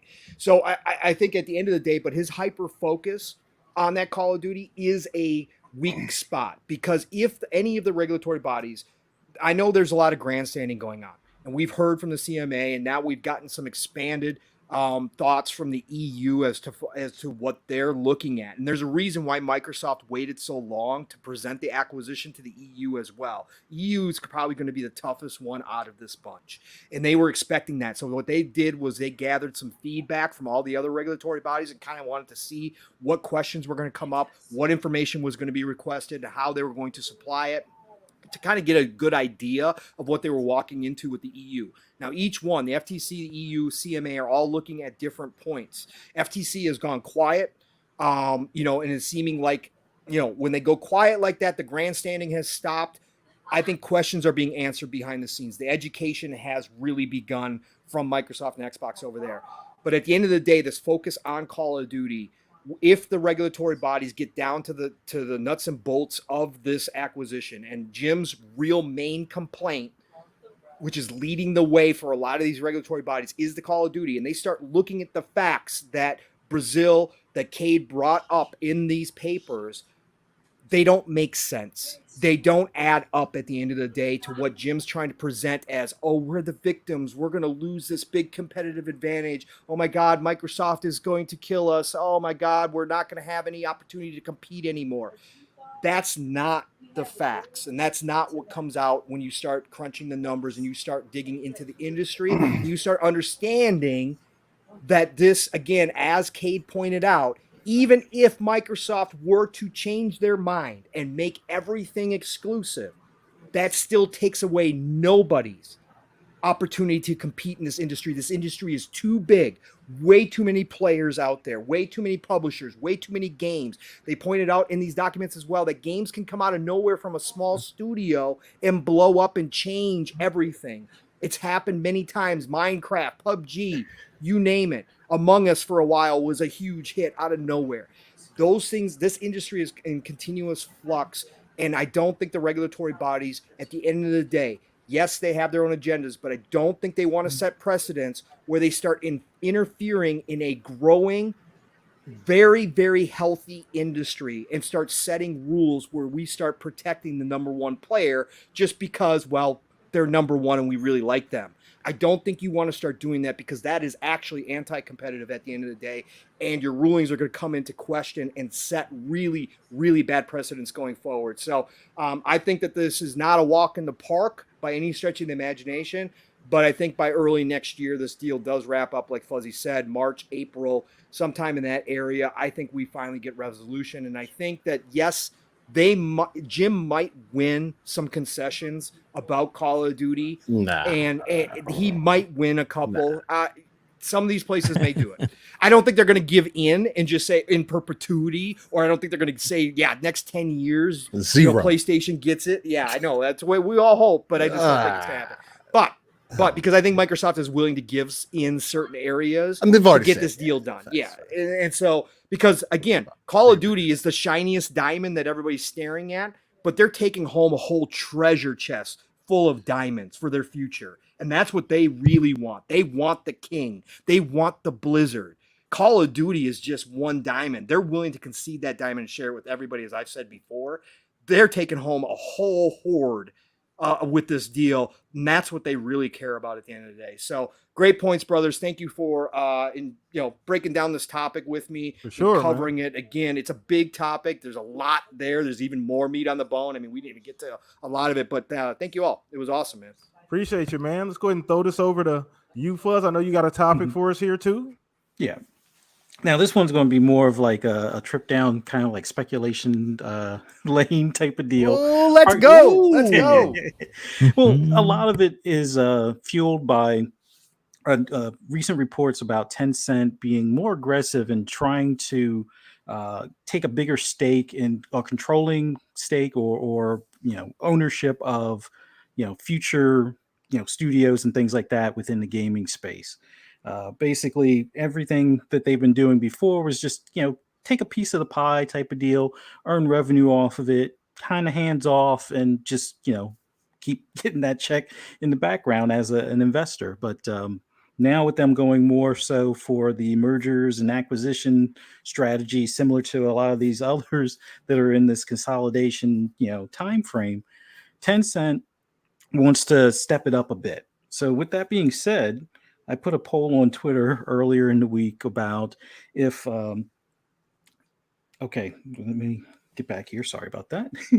Gamers, would you rather have Epic Games owned by Microsoft and Xbox as one of the options, Amazon and Luna as another one, Apple and Apple Arcade, or would you rather have Tencent as the owners of Epic? And the whole thing about this with Epic in particular is that they already Tencent already owns 40% of it, and Sweeney himself is sitting on about 20% of the shares. And there's like the other, like Sony has like a 1.5 shares, and there's a myriad of other sources that have the remaining. I think it's 40 shares total after that, or 40% of the shares after that. But if Sweeney was to say, you know what, I've made some money and I'm, looking to step away, Tencent offers him a big enough check, he might go and step away, for good. And they get the rest of that controlling, nature of Epic. So with that possibly being on the table, and, some of these other companies having a lot more liquid assets that may be even more tempting, which of those options do you think would be the best option out there? Not that I'm anti-Tencent, but what options as far as between like Microsoft, Apple, Amazon, and Tencent would you like to see Epic completely be controlled by? We'll start off with you, Dave. Well, who would I like to see them controlled by would be probably different than who I think they probably could be controlled by. I think that it'd be great if Microsoft had them. I don't think that would happen, but it's definitely something that would be like, it if we're on our way to being world domination, let's do it. But I'm sorry, was that out loud? But no. I mean, Apple would probably be the smartest play on that, because they do have their quote unquote gaming store, and they do have a lot of money to spend. But yeah, but definitely would rather an American company have them than Tencent. That's what I would be afraid of. It would be because God knows what they would start trying to do after that. Oh Lord. So Yeah. It's a company like Tencent with having some ties with the Chinese government could, start to, make different requests. It may not necessarily. I'm just kidding. Well, they also do have somewhat of a falling out with the Chinese government on some aspects of things, because I guess there's more of a restriction on gaming time for kids and things like that, and that cuts into their bottom line. So they kind of have to play the role, much like Microsoft has to do with our own government. Same thing with Facebook and a lot of others, where they can't overstep too much. But it's a little bit different with the government being more of a controlling body, I guess you could say, over in China. But yeah, Apple could definitely afford to throw their hat in the ring.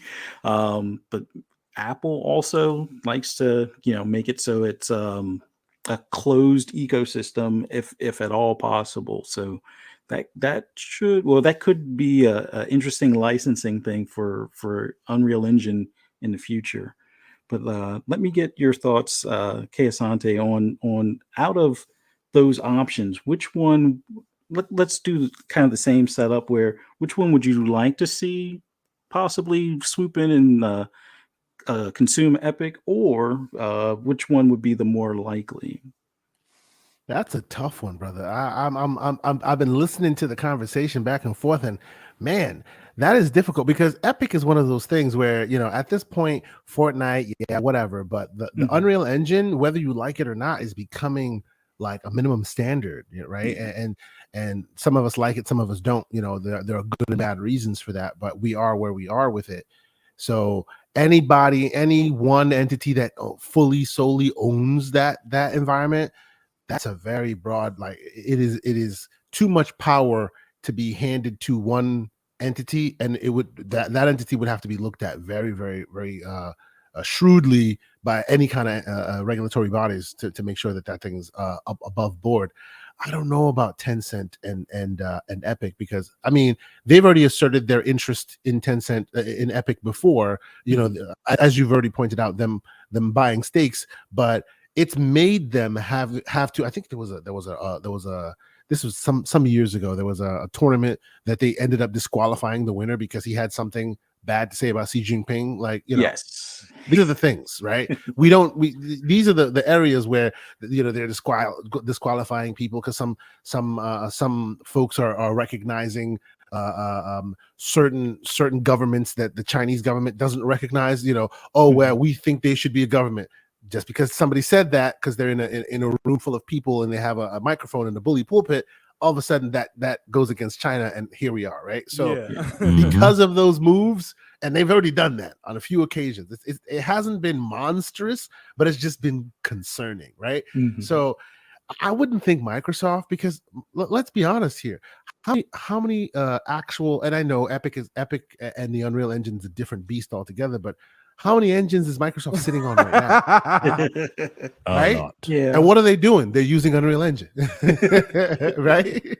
So I don't think and I guess that is if you think about that is probably a reason to buy that, because it's in your best interest to keep it running smoothly, since most of your devs run off of that. So that is a point in that department. But boy, the hay that would be made if Microsoft decided to purchase a fundamental game engine. Like, it would be hell on earth. I actually, with myself and Everborn, we're going back and forth about thinking about them potentially wanting to should think about wanting to get Unity, because Unity is in a bad way right now, and how it's being managed. So they could go in there and get it on the cheap and actually add it in, right?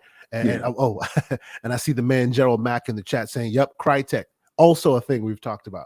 But honestly, Epic, you know how people always say Unreal, what do you call it? Call of Duty is too big for one entity to own. I Yeah. honestly think of the only thing I think about that applies to is Unreal Engine, Yeah. right? That's a good point. I'm not sure that anyone like owner of a platform should have the right to make mention of that. So like Amazon comes and buys Unreal Engine, Lord. that'd be that'd be a terrible idea, right? Absolutely terrible. They would nickel and dime that thing into the ground because they know at this point it's too big to fail, right? Yeah. So I'm not really sure. Like I'm literally going through my mental gymnastics as we're having this conversation.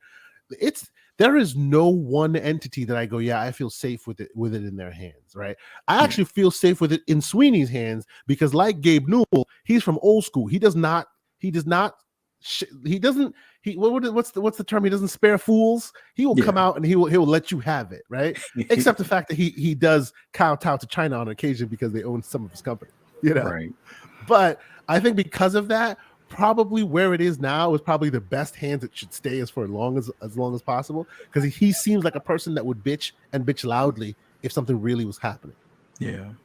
You know, well, that's definitely a good take on that, and it is a big entity that's hard to fathom. Just one power kind of having that in their wheelhouse. Yeah. Although it's I unfortunately see this situation becoming something possibly after the Activision deal goes through, or maybe even before it gets wrapped up, type of deal. But because if you think about it real quick, right? Don't you think like people have been talking about metaverse for all this time? Yeah, this is the metaverse. Imagine somebody buying that metaverse for themselves. Crazy. Yes. Yeah. But Steel Rain, with all of your not takes, but like all of your experience in gaming with like Unreal Engine, from early on to now, what would be your take on someone swooping in, buying Epic and Unreal Engine out of those four suitors that obviously have possibly the pockets, but one of them now being on the more aggressive side, looking to take more than just an investment stake and going for like a full ownership stake? Look, man, I know KSante trying to Captain Keys the situation. Look, you can't Captain Keys this, man. No, Microsoft has to be the one that gets that. That's Cortana, man. Like that is what Microsoft needs right there. That was shut down the entire. You know how much you think they would be allowed to get that, bro? No, they probably wouldn't. Microsoft would fight it. They should fight it. But that's the thing, if we're going to take the stroll into speculation town, you might as well go all the way there. And the only reason I say that is because I've been with Unreal, with the Unreal Engine since at least Unreal Tournament early on, and it's been more refined within Gears, which really gave me a different perspective on it as I matured into in my younger years, I should say. But and Microsoft has seemingly taken the most care of that engine, and that's why that's a good point. I feel as though that would be the best hands for it to be in, because right now the coalition isn't not going to make Gears.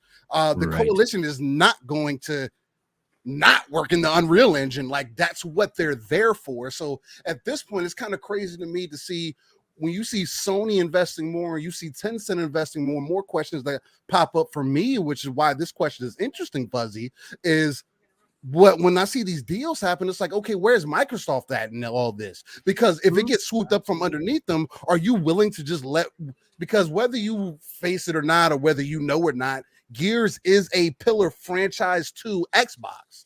So, I mean, there's a reason why people say Halo, Gears, and Forza.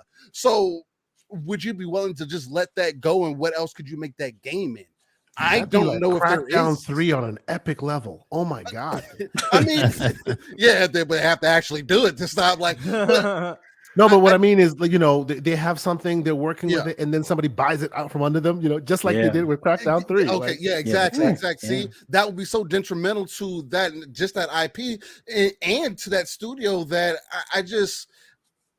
those are the questions that I end up asking about that, because I want to see Microsoft get more involved, and we haven't heard much else come from that. And I always thought that was going to be something that ended up happening just because of how tied in that was, and it's only going to continue going forward.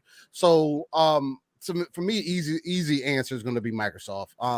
It needs to be with Xbox. Xbox has treated it right. I don't know why that's the one that always, because also Gears has been kind of that staple that also was able to get people to realize that the Unreal Engine was something different, right? How realistic in a different way things could be, and that's why people are continuously trying to use it now, because it has improved. For those who did grow up in the early 2000s, late 90s, early 2000s, you see where Unreal's at now, you're like, dude, this is insane. So that's my thoughts on it. Nice. Well, Pong, you've heard, the other side of Living Split Screen's view on Unreal, and I know you're more of a fan of like Bethesda's engines and stuff, but as far as Epic as a whole, because the size of that brand and their PC store and whatnot, what would be your take on those four suitors for possibly taking ownership of them if Sweeney is to kind of like bow out, retire, and take a fat check into retirement type of thing? Yeah, interesting question. I saw your poll earlier this week, Fuzz, and I was like, So the obvious answer is Tencent, right? They should take over everything because they obviously have the best intentions for. Aren't you writing the a personal webpage about Tencent? Cut it out, Pong. I heard you were going to be a journalist that only covered. Wait, is there a Tencent When you band cash outside his house when now? you cash in that Chinese check, brother. Yeah. I've been replaced by Chinese AI here. Listen, everybody here knows my thoughts on Tencent in owning anything. So no, not Tencent, of course not. Absolutely not. Stay away as much as possible. This is the threat that Phil has pointed out directly, right? This is what he's worried about, is outside entities who either have unknown intentions or just don't know the industry at all. Now, obviously, Tencent has been in the gaming industry, so it's not that side of things. It's just the intentions. I would never want them in control of one of the most, if not the most popular game engine out there. Absolutely not. Of course not. And I think Steele nailed it completely, of course. And I'm not just being biased because he's my brother from another here. But he nailed it completely. If you are going to say, and that's where we're in speculation down, you're going to say someone is going to take over as caretaker of Epic and all the stuff that comes along with that. There is one company amongst everything, all the ones that Fuzzy listed, that has shown already to be a good caretaker. We've seen it with Minecraft already, and that is, of course, Microsoft and Xbox. So for them to take over Epic, to have control of Fortnite, to allow Fortnite to continue to be the platform that it is, Microsoft would be the one company I would trust to do that with. Because, again, they've already proven themselves with Minecraft. I think that would be great. And the same goes for the Unreal Engine. All it would be another income stream for Microsoft as a corporation. That's all the Unreal Engine would be. They would not withhold it from people. In fact, I think they would probably, through their intentions that they've said themselves for their stores, I think they would lower the cost of fees and want more developers to use the Unreal Engine if they gain control of it. So I think that would actually be a good thing at the end of the day if Microsoft were able to do this. Now, would it come under great scrutiny? Of course it would. But I think they would come out and sign whatever concessions, perpetuity, and say, yeah, no, we're going to keep Fortnite everywhere. We're going to keep Unreal is going to be available for everybody for as long as we have it. Who cares? We don't care. And in fact, guess what? We're going to make it a better deal for everybody because we're going to find out how we can put Unreal into the cloud because we're talking so much about cloud development, how we want more people to have access to development tools, right? So I think at the end of the day, I think that that's the best place possible for the development of that the game, or I should say, the development, the expansion, I should say, not the development, but the expansion of where Epic has already taken it. I think that Microsoft would take it to another level. So I think that Steel nailed it right on the head, and that would be my choice. I think it's easy, it's cut and dry. Have no idea what Amazon's intentions are. Have no idea if they're dipping their toes in, if they're all in, whatever the case may be. Right now, we can assume they're not all in, that they're trying the Google approach right now. So I don't want them to eventually get scared or get cold feet and be like, nope, we're out.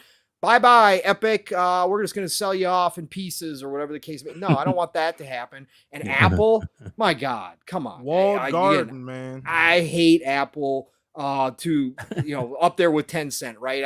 It's just, I would never want them in control because like you just said, PTK, walled gardens, they're about locking stuff down. They're about creating all of these hoops that you have to jump through. Man, just they won't to even let my get text in the store. bubbles be the Right, same color. right, Why would exactly. I want them Exactly. About sabotaging text messages. Yeah, That's like, right. get out of here. Here it Sabotaging comes. text Here it messages. comes. Exactly. So yeah, no, I think Microsoft's the easy choice out of these, Fuzzy, for sure. Great question though. Great speculation, Tim.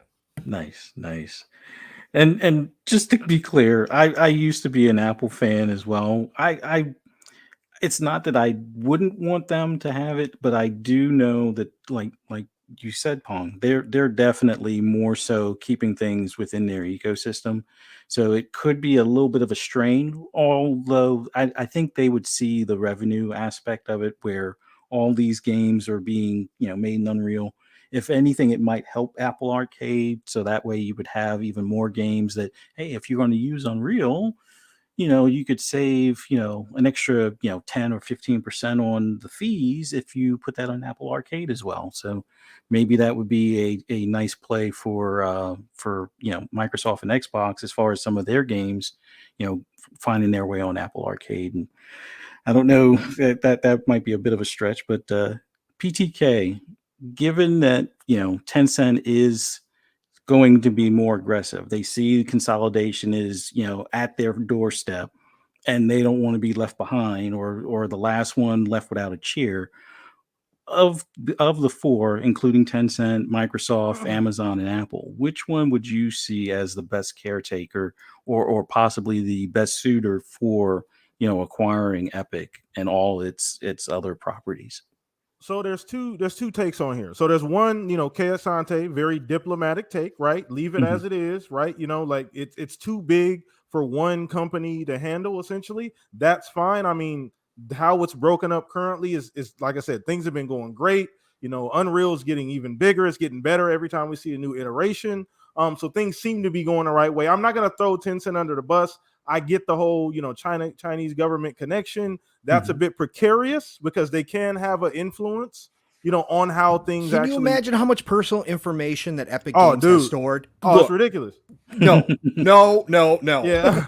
Well, no, I get it. That's what I'm saying. Like, so I get it. You know what I mean? But ultimately, I think we're every Pong said it, Dave said it, Steele said it. It's Microsoft, right? The care that they've taken, like you said, and Pong brought it up. It's a great point. Minecraft, biggest game in the world, right? Fortnite, biggest game in the world. Look what they've done with Minecraft. They've allowed Minecraft to grow. The people made the same argument when Xbox spent that $2.5 billion on Minecraft. Oh shit, they're gonna turn this into some proprietary Minecraft and take all the stuff away. They've done absolutely nothing but make it more accessible.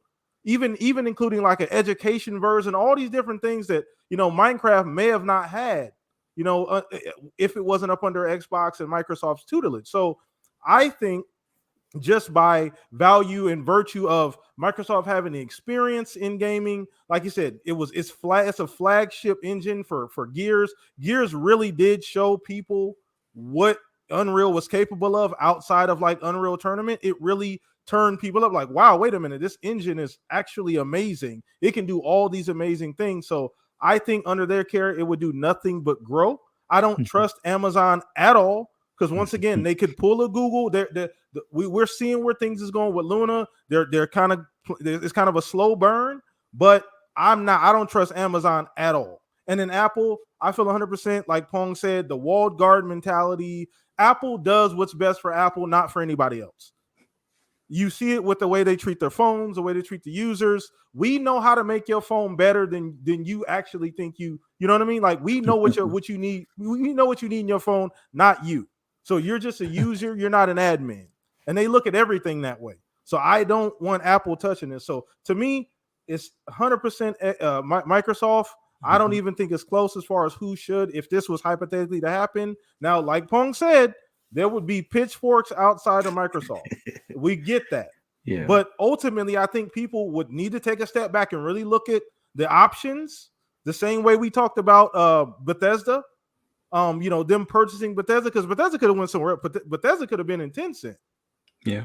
ZeniMax could have been all up under Tencent. So the fact that they went out and got them, I think it's a perfect scenario, and I don't even think it's close. So that's kind of where I'm at on this. Fuzz. Awesome takes all around.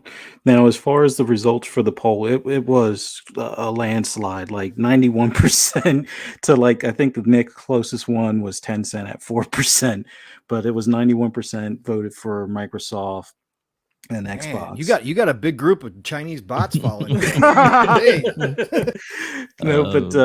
think the biggest thing that, as far as from my standpoint, Microsoft I would see it as probably rolling UE into their game stack, which they've made very accessible to developers of all sizes. So, and a lot of the engines that Microsoft is sitting on that they own now, you'll see some of the credits. I can't remember all the names of them now, but there's a lot. Yeah, you would see a lot of them in the beginning rolling credits for games. So they've already had a number of engines that other studios use. So this would just be included in that stack. Yeah. But I think the big advantage, although this might be a little bit different than because I know a few other people would prefer, Microsoft go after Valve and Steam later, but Yes. Having the Epic Game Store would at least lend a little more credibility to Microsoft's PC side of things.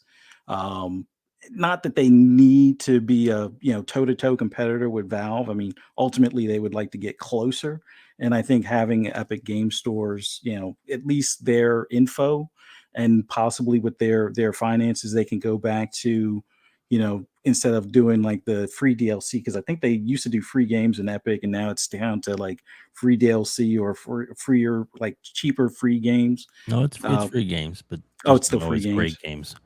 Okay. But having the pockets that Microsoft has, it would help, I guess you could say, subsidize it a bit, and incorporating PC Game Pass with that and everything, I think would at least help their PC side of things as far as the gaming space is concerned. But awesome views, everyone. I was a bit biased. I mean, we probably lean more so to Xbox than Microsoft for a few things, but Yeah, and let Amazon me be clear and Apple here. Let me make the point real clear here. Of course, it's Microsoft, even for me, but I just don't think it's in the realm of possibility. Like, regulators would definitely world have a lot burns. to say. the gaming would end before somebody would let that one slide. Even with Valve, I'm like, oh boy, So I'm just like, I don't even want to think that, because it's not even in the realm of possibility. I would love it to be, though. Yeah. Well, doesn't 413 don't they need that engine for their Halo? Just speculating. What? So great breakdown for us. Great topic, gentlemen. We got one more topic, so we're going to run a little bit longer today, chat. So hang out with us a little bit longer. We're going back to Speculation Town. I wanted to get to this. I'm getting time and a half for this, by the way. Oh, yeah, PTK. absolutely. Okay. We'll rework the Okay, I just want to contract. make sure. Okay. We'll all right. rework the contract. I'll call the lawyers tomorrow. But I wanted to get into this because it was kind of something that came up last minute. Me, Fuzz, and Pong been talking about it in the DMs today. It's about this rumor. Jez kind of threw out a tweet about essentially another maybe handheld coming out. Somebody had tweeted out. Yeah, somebody had tweeted out like, the Logitech G Cloud. He's like, no, wait. I'm paraphrasing, by the way, chat. He said, wait a minute. There's gonna be, something in the next few weeks. Just hold your horses. Don't buy it, essentially. So I want to get everybody's temperature on like, what the hell could this be? Because me, Pong, and Fuzz been talking about this in chat. You guys could throw your hat in here as well. We'll start with you, Dave. Like, we were juggling, like, who could be making another handheld. You know what I mean? Like what company makes sense and what exactly is he talking about? So I don't know if you saw it, Dave, but I you have did. any kind of like idea, any type of theory what it could be? Well, he said hold off on the Logitech, but The too Log- late. I bought mine. Got that one. Got that one going. It's coming. So, and if there's another one coming, sure I'll buy it too. Why not? But there was what was the and I'm sorry, I just drew a blank. Because a lot of people have been covering this today. That I can't think of the name of it, but it's a company that's Razer. No, not Oh Razer. yeah, Is it? Razer. Is it for- Razer? Yeah, Razer and They had Verizon that- are doing. Yeah, Okay, they that's had- it. Yeah. 5G Yep, thing. yep, yep. That's maybe what he was talking about. Mm. Is one of a lot of people are pointing to that. I really don't have any idea if it's that or if it's something totally. He obviously gets his ear to the grindstone and hears a lot of things. And who knows? Maybe Friday when they get him good and drunk again. I mean, he has one too many drinks. Maybe we'll find out what that is. But that one's in my mind is excluded because he said it's not native, and that one does Yeah. have native capabilities. Yeah. yeah, that's So true. he That's answered a true. question and said it's not native. So Yeah. I don't know. It's I mean, I'm whatever it is, as long as it's under 500, I'll buy one. But honestly, I couldn't even guess what it would be. I mean, I have the Steam Deck, love it. I'm getting this the other one, the Logitech one that's coming out, just because it's inexpensive and I'd rather not.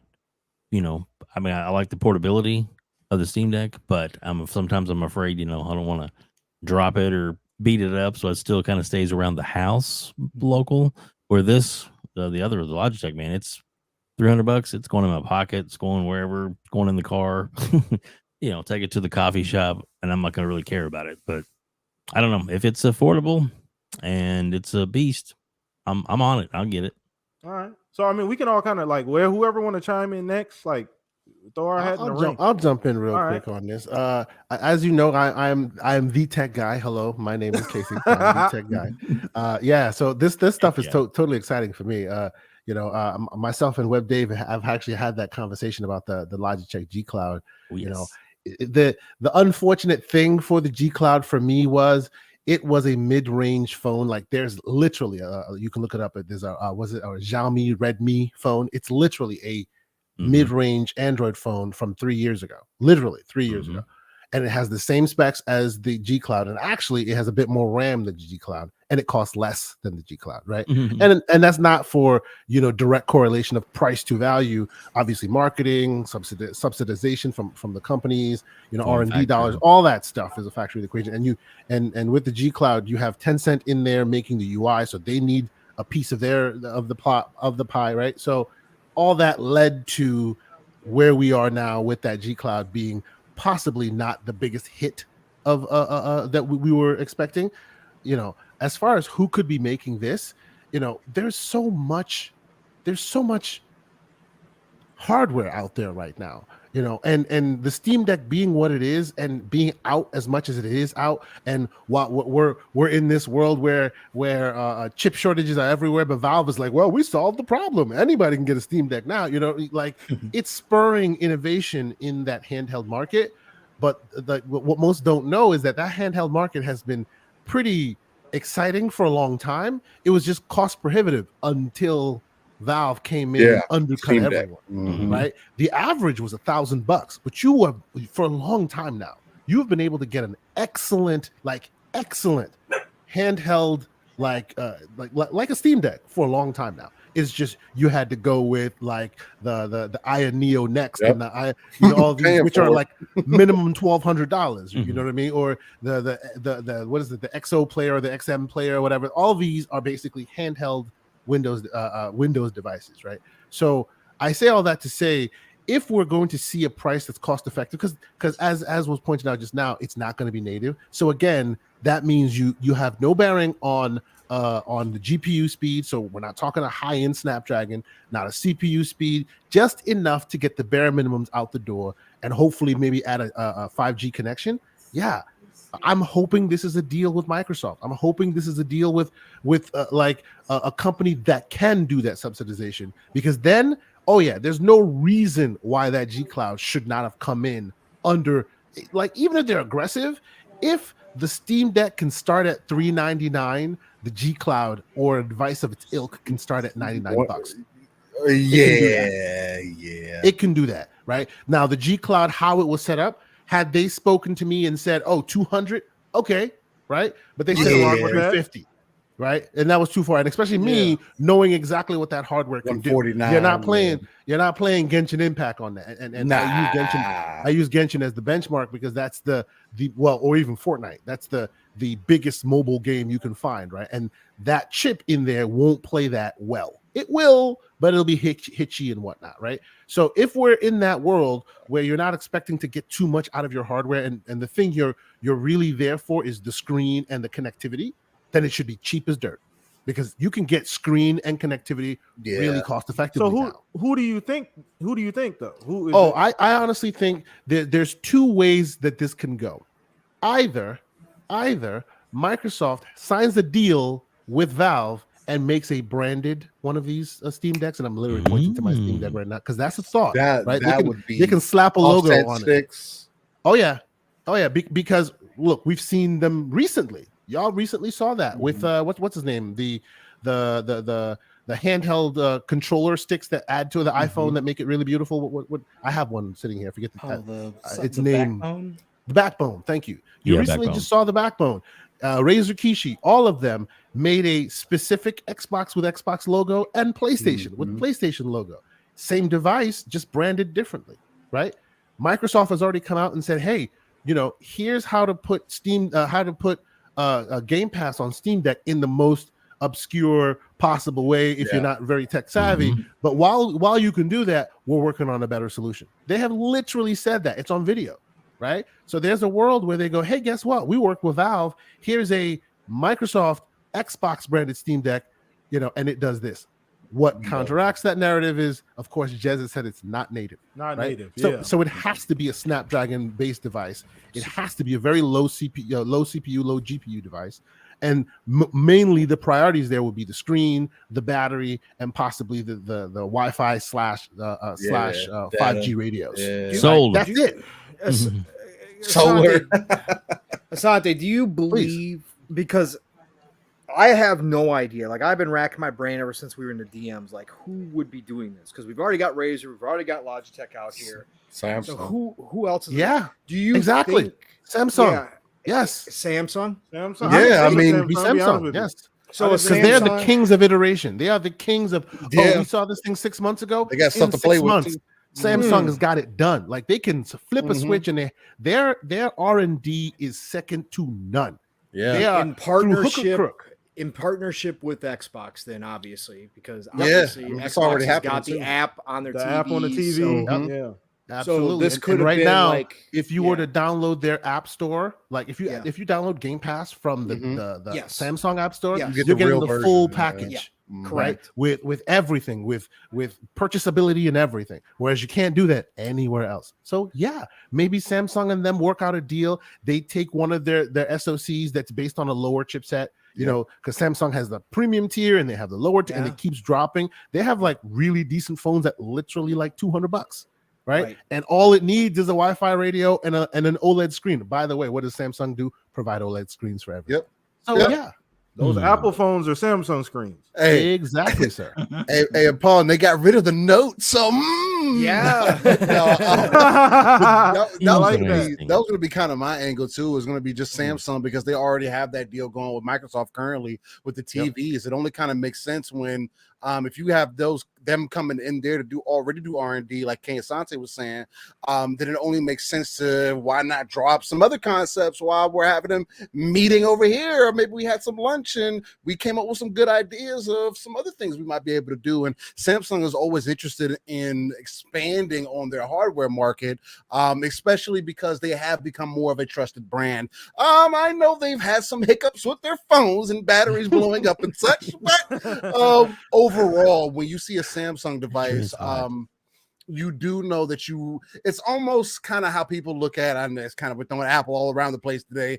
But it's kind of how you look at those phones. Well, how the masses tend to look at those phones. They're reliable, it's dependable, it's easy to use. Samsung is kind of stepping in that range too, as far as you see that product, you know it's a reliable product. They got fridges, they got wash machines, they have a slew of different products. So to step into that ecosystem along with their TVs, as far especially with TVs, they're moving forward in their technology too. I think it only makes sense. And I am more than certain Samsung has more than enough of hardware at their disposal to make something like this happen too, at very little, if anything, to them. Yeah. And this is not the first time they've done this, right? They have a very good relationship with Microsoft. The best VR headset you could buy that was not a Valve or an Oculus device was a Samsung device. Right. And it was cheap as dirt, but it was one of the best optics you could find. And it was in relation with Microsoft. They didn't even go to Valve. They went straight mixed reality to Microsoft. So, hey, very good point. We could see that. I'm looking forward to it. Now, if that's something that comes out, you will see me buy that thing day one. 100%. Yeah, that's 100%. And I mean, that is a concern though too. My fault, Dave, but it's just the whole cloud connectivity thing and only having the Wi-Fi and the data. You have to give me the data option with it. Yep. Like that's the only thing about it that I feel like a lot of people get kind of turned off by. Like Wi-Fi. Oh, I'm not going to be like, you're not ever around Wi-Fi most of the time anyway for a lot of people. But having the data option would be perfect. The only side note, I'm sorry, Pong. The only thing I would say to the Wi-Fi thing is it needs to be Wi-Fi 6. That was the deal breaker for the Logitech G Cloud. If you're not giving me 5G, cool, make it Wi-Fi 6. I have a router, I can handle it. Please do that. I'm sorry, keep going. No. I was just going to ask questions because it's a great idea. Like I hadn't even thought of Samsung, so it's a great idea. Yeah, I hadn't thought of it because they would be able to subsidize everything through the Google store. I mean, everything would be with Xbox through their phone store. So they could come in at a cheap price. Could they offer an OLED? Yeah, absolutely. Yeah, easy. Yeah, their GPU would be dirt, but that's why you'd get that nice OLED because they make the OLED, so they're not getting, they're not charging, they're not being charged. That would be crazy. That'd be such a better device just out the gate than that Logitech. That's probably why because I was thinking Jez has talked about this so much, right? And he's talked about his preferences and what he would use this thing for, and for him to come out and say, don't buy a G Cloud if you're thinking about it. Just wait a couple weeks. It's got to be something that falls right in line with what he was saying, like what he would expect out of one of these devices. And man, Samsung's a great one. That's awesome, guys. Let's all start tagging Jez and asking what phone provider he uses. I know, Let's right? do it now. Let's go. No, but that once again, like I didn't even consider Samsung. Like we Google and Amazon, all these other ideas, you know what I mean, that we had in the DMs. But Samsung makes a whole lot of damn sense when you and Asante and Steele, you guys broke it down. They already got the relationships there, so that bridge is already built. The subsidization of the actual parts, you know what I mean, to keep the cost down. Samsung is a leading phone provider. You have that infrastructure already set in place. They got a great relationship with Xbox. So you got Game Pass already there. If you need something to kind of get the get the device off the ground, a legitimate service to get to people to get excited about the device. Because if you don't have a service on the device, nobody's going to buy it. You need a service. People are like, oh, I want to play that device for that service. So that's a great I did not think of Samsung. I don't know why I didn't think of Samsung, man. Just in time for Stadia to go belly up, right? That would have played great on that thing too. Oh, dude, I said that. We were talking about that in the DMs as far as like if it was Google, maybe they had something in R&D, and it's like, well, we already had these things produced, but we already closed the doors on Stadia. Hey, is anybody interested in buying this hardware that we made, type of thing? But I was thinking maybe Valve again, but not the Steam Deck, but like a Steam Deck Lite per se, like stripped down version, or maybe it's one of the iterations prior to what they finalize. Like they do a lot of R&D as well, so it could be a device that they initially thought the Steam Deck should have been prior, so it'd be more of like a remote device. for like remote play or something like that they never brought to market, but they have the hardware and some of the parts or components could be shared or are similar as far as like, let's say, the screen and so forth to what the Steam Deck is. So that I was actually surprised that we haven't heard of a design for Xbox Steam Deck at this point already, but that was like prior to even Jez's statement, because like after the B&O headset, I figured especially considering how Gabe Newell was like, yeah, and anybody that's interested in making similar hardware, we'll be able to share the blueprints and go over things and almost keep it as like an open files source and everything there. Yeah, you can find all of that stuff. People are making some really interesting things because they shared all this intricate detail of how the Steam Deck is put together. Yeah. So awesome. I whatever this device is, as long as it's below the 200 price point, I'm sold. Like I think that was the only thing that really stopped me from getting the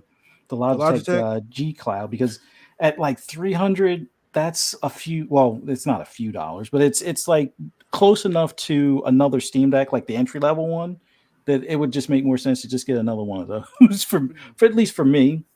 Or not for me directly, but for like the boys to be able to troll around with type of thing. But yeah, I think even at like 250 though, if it was an old bro, if you think 249, about it, if you put out a device that's priced right around what your Series S is priced at, you have that option to where, hey, you can have this console or you can get this handheld device, or you can get it as an addition to you getting a Series X. Like that kind of just speaks for itself, man. Like, and like just me thinking about it, I'm just getting excited because it's like, man, something I can literally, because the other thing that I was wanting to from Xbox, and I know this is something that they're working on the back end, is I want to be able to take my entire library with me no matter where I'm at. And so if I sign in, even if it's through Cloud Play or whatever, not all games you have access through the cloud or whatever, but it has to, the quicker they can iron that out, I think that's where they'll find that fine point,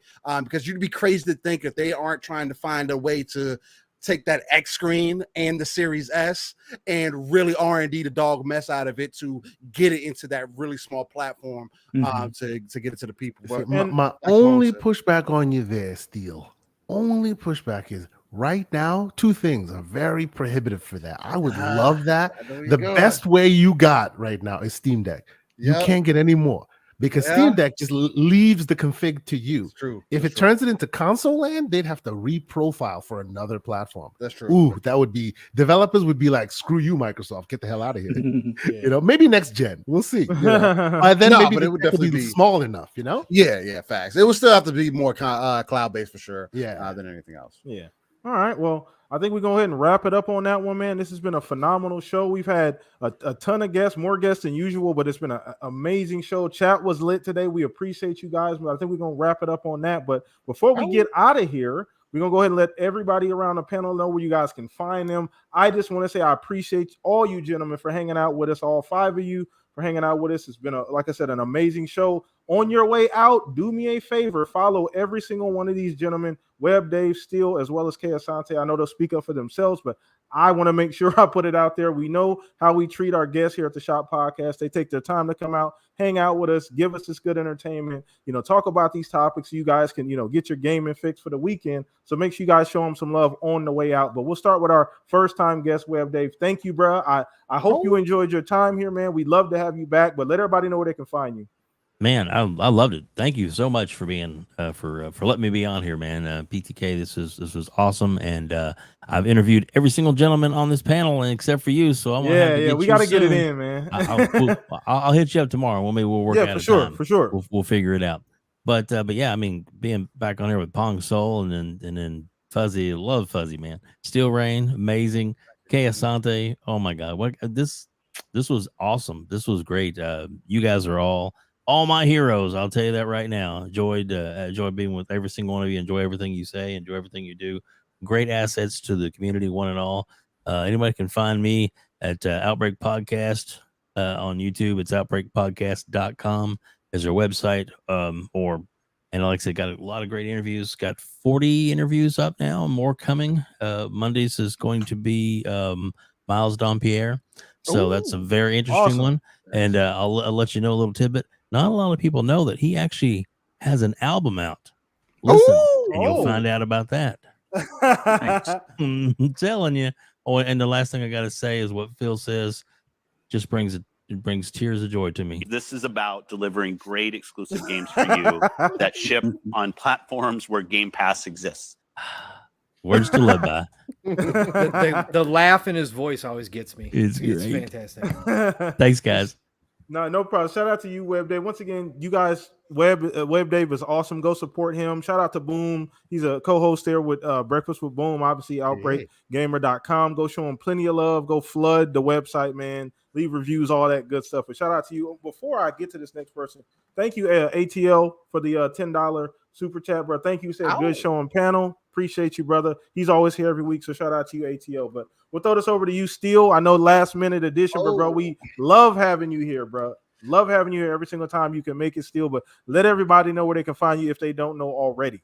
Hey, man, I appreciate you letting me cross over behind the back, come into the podcast, man. And overall, to be here with K. Asante, our Saturday morning brothers with the Gamer Circle podcast, another amazing show. If you guys haven't subbed to them, listened to them, please do that. But even for you, PTK, you a vet in the community. You're another, I would consider, a pillar to the community. Even at late nights is crazy. It's almost a crime. Not more people are listening this way, but there's definitely something we'll work on. Don't worry. But with that being said, nothing but appreciation. And you can find me, Steel Rain. Steel Rain. The T is a 7 everywhere. If it has a search bar, you're guaranteed to find me. I usually roam the Xbox, PC, and Twitter streets. So you'll find me around there. Other than that, hit me up in the DM and we can run it sometime. We'll chop it up. I do have a show with my brother from another on every Saturday, 9 a.m. Central, 10 a.m. Eastern, and 3 p.m. UK times, living split screen, non-console-centric platform, covering everything going on within the gaming industry. We take that RTS approach, just pulling ourselves out of the world, looking at the dark crevices of the map, pulling our resources together and building up our foundation, and potentially building up to those 3 billion gamers, that even Phil Spencer said he is trying to reach. So yeah, man, that's me. I greatly appreciate everybody here, and fellas, y'all are an amazing group of gentlemen, and can't wait to game with you guys in the future. So appreciate you, Steele, man. Nothing more could be said, man. Appreciate you. Great show, great host, great channel. Go follow Steele as well, everybody in the chat. Thank you guys so much. Mr. K. Asante, man, caught you on the way the way to the house, brother. But I appreciate you coming in. Always just one of my favorites, always one of my favorite guests, individual guests on this show, man. I get excited every time I get a chance to get you on, whether it's last minute or we plan it ahead of time, bro. Thank you so much for joining. And shout out to Everborn, the other half of the Gaming Circle podcast as well. Right. I got to get Everborn back on soon, man. I love Everborn too, man. But let everybody else know where they can find you, Asante. Oh yeah, absolutely, and of course, you know PTK these days, the legendary PTK Blam. You call stop, I am. Come on, man. Come on now. Of course, and as I've said, many have heard. I have been in your chat for many years before I even had a chance to be on this show. So I really appreciate being invited and getting to podcast with these wonderful gentlemen. You know, I will say, and those that know that in the background, I've been working on trying to get the crossover to happen, you know, for a while now. So this is my primer. I'm excited, you know, get in the chat with Steele, get in the chat with Paul. It's always good, you know, always great opinions, always coming to things from different avenues. Always love listening to their stuff. So, and you guys know this. As soon as I'm done with my show, I'm listening to y'all. You know, you see me in your chat. So it's always fam and it's always love. So I appreciate you guys, you know, bringing me in. And anytime you need me to jump on, I'm always game. So TKO Asante, Xbox, PlayStation, all the places you can find me. You know, as has been mentioned, myself and the aforementioned slanderous one do the Gaming Circle podcast. These days is more the geek culture podcast, if you will, where we're trying to broaden our base a bit more. We don't have enough time in the day. We used to have separate shows, and we're just like, you know what, let's just blend it all together, you know. And we do that. And then, of course, gaming news takes over everything the last couple of days. So it is what it is. But come check us out, 10 a.m. Saturday, 10 a.m. Eastern Standard Time. More often than not, we'll give you the first good 2 hours, and then you can go to Steel Rain and go to Pong Soul, and I'll get you for 2 more hours, you know, and that's how your Saturday usually goes, and that's how my Saturday usually goes. So thank y'all for having me, and we'll see you on the gaming streets maybe next week. You know, we'll be here. Appreciate you, Brent. And looking forward to that Halo Season 2 as well. We appreciate Stop it, you sir. contribution. See, I would appreciate the credit if my wallet also got some of that, and that's not the case. Hey, we got to go talk to Phil. We don't know what's going Rectify on with that these for me, will contracts you? and Paramount. We got to get that figured out, man. Maybe we can make a call. Darn right. Let's go. Yeah, shout out to Halo Season 2, man. Catch Asante there as well too. But we appreciate you, bro. Once again, one of my favorite just individual people to have on the podcast, man. Thank you so much for blessing us this evening, man. And to my two right-hand man here, you guys are awesome. You guys, they make me look good every single week, man. We'll start with you, Mr. Fuzzy Belvedere, man. Let everybody know where they can find you, G. Oh, I just want to say this was awesome being on here with all you guys, man. We got to do this more often. This was like a Super Bowl podcast kind of thing. So yeah, this great times. But for anybody that just wants to hear my endless ramblings on anything gaming related, just follow me on Twitter, Fuzzy_Belvedere. You can also find me on Xbox Lunch Break Special, Mondays, 12 p.m. Eastern Standard Time, Double Barrel Gaming, also with Web Dave and Mr. Boomstick XL and Crazy Louie joining us as well. You can also find me on FSP later that evening, 10 p.m. Eastern Standard Time on Mav's channel, Fun Speculation channel. Always basically talking about like upcoming games as well as the the news of the week for Nintendo, PlayStation, and Xbox. And then you can also find me on Breakfast with Boom on Fridays, 10 a.m. Eastern Standard Time, also on Double Barrel Gaming with Mr. Boomstick XL, as well as Web Dave. And we usually have Dreadpool, and on occasion we'll have Crispy Bomb on there as well. So it's always a good time in the morning. And then later that evening, you can find me on Xbox Ultimate, also on Mav's channel, Fun Speculation Network, with Pong, with Mav, with Caitlin, with 3-Bit sometimes, with Psychonauts, with Lord Master Jasper. Basically, we had a ton of fun. I don't think we talked about gaming this last Friday as much as we normally do, but predictions for games or ideas for games like Celebrity Deathmatch. Yeah, definitely check that episode out. And then right back here with the family, basically PTK Pong, PTK Blam and Pong Soul here on the Shop Podcast Saturday, 9 p.m. Eastern Standard Time. Look forward to being back here next week. Appreciate it. And we getting Fuzz to work on the ASMR stuff. He gonna release a mixtape later on. So but we appreciate you, Fuzz, man. Always here every single week, man, on a bunch of shows. You guys know where to find Fuzz, man. A stand-up individual. Like I said, my brother. This morning we called Fuzzy Belvedere the Morgan Freeman of the gaming podcast. It was Bob Ross at first. It was Bob Ross at first. Now he's transitioned to Morgan Freeman. So shout out to you, Fuzz. Appreciate you, man. And then Mr. Pong Soul, the battery of the Shop Podcast, man. But let everybody know where they can find you, Pong. Yeah, absolutely. What a great night, brother. Again, to extra special. It's always just fantastic to be here with you and Fuzzy and whoever our guest is. But to have three of my favorite people in the community actually show up and join us tonight, just extra special. So thank you all. And chat, for whoever's here still listening, I'm not ignoring you all in the chat. I'm just limited technology-wise, so I can't chat a whole lot. But I saw you all. Great to see everybody jumping in here and joining us tonight for this big show, bigger than normal for the Shop Podcast. But we had big topics this week, and it was great to hear everybody's opinions. And especially since I didn't get to talk with my brother Steele this morning, that was awesome. So thank you all for being here. Thank you all for supporting all of our channels and all the podcasts out there. No matter what, again, we don't do this without all of you. So thank you all for being here tonight. But obviously you can find me Pong Soul on Xbox, Pong Soul on Twitter as well. And you can find me next week. Don't know if I'm going to be on Xbox Factory. I don't think I'm going to be. Things are going crazy haywire at work. So, but you got to show up because it's Double Barrel Gaming. It's Mr. Boomstick. Again, he's now doing 5 days a week. The man is a machine. He's a Terminator. So you got to go check out his show. But Xbox Factor on Tuesdays, 12 p.m. Eastern, 11 o'clock Central Time. Always has a big giant panel. It's all good things green there. So join in on Tuesdays, 12 p.m. Eastern, 11 o'clock Central. Thursdays, PM in the PM, Pong and Mav in the PM, 7 p.m. Eastern, 6 o'clock Central Time. Again, I was hacked this week. Not really, but I was hacked. I'm going to say I was hacked by JR Dual Senates. out of San Mateo, California, which happens to be the headquarters of PlayStation while I was on one of my rants. But I should be back to normal. Internet is supposedly working now, and it's been good so far. So, hey, join me and Mav over on Fun Speculations channel every Thursday night. And let me not forget, this week I will be on Gaming After Dark with Noof Nukem.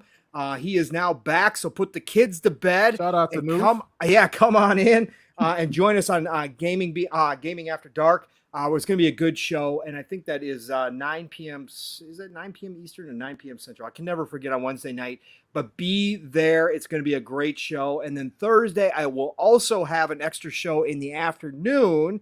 It has not been announced yet, so I will let the host do so. I'm sure most of you can probably figure it out if you listen to all the podcasts, but I will have extra shows this week. And then Fridays, it's going to be, of course, Xbox Ultimate back on Fun Speculations channel, 9 p.m. Eastern, 8 o'clock Central Time.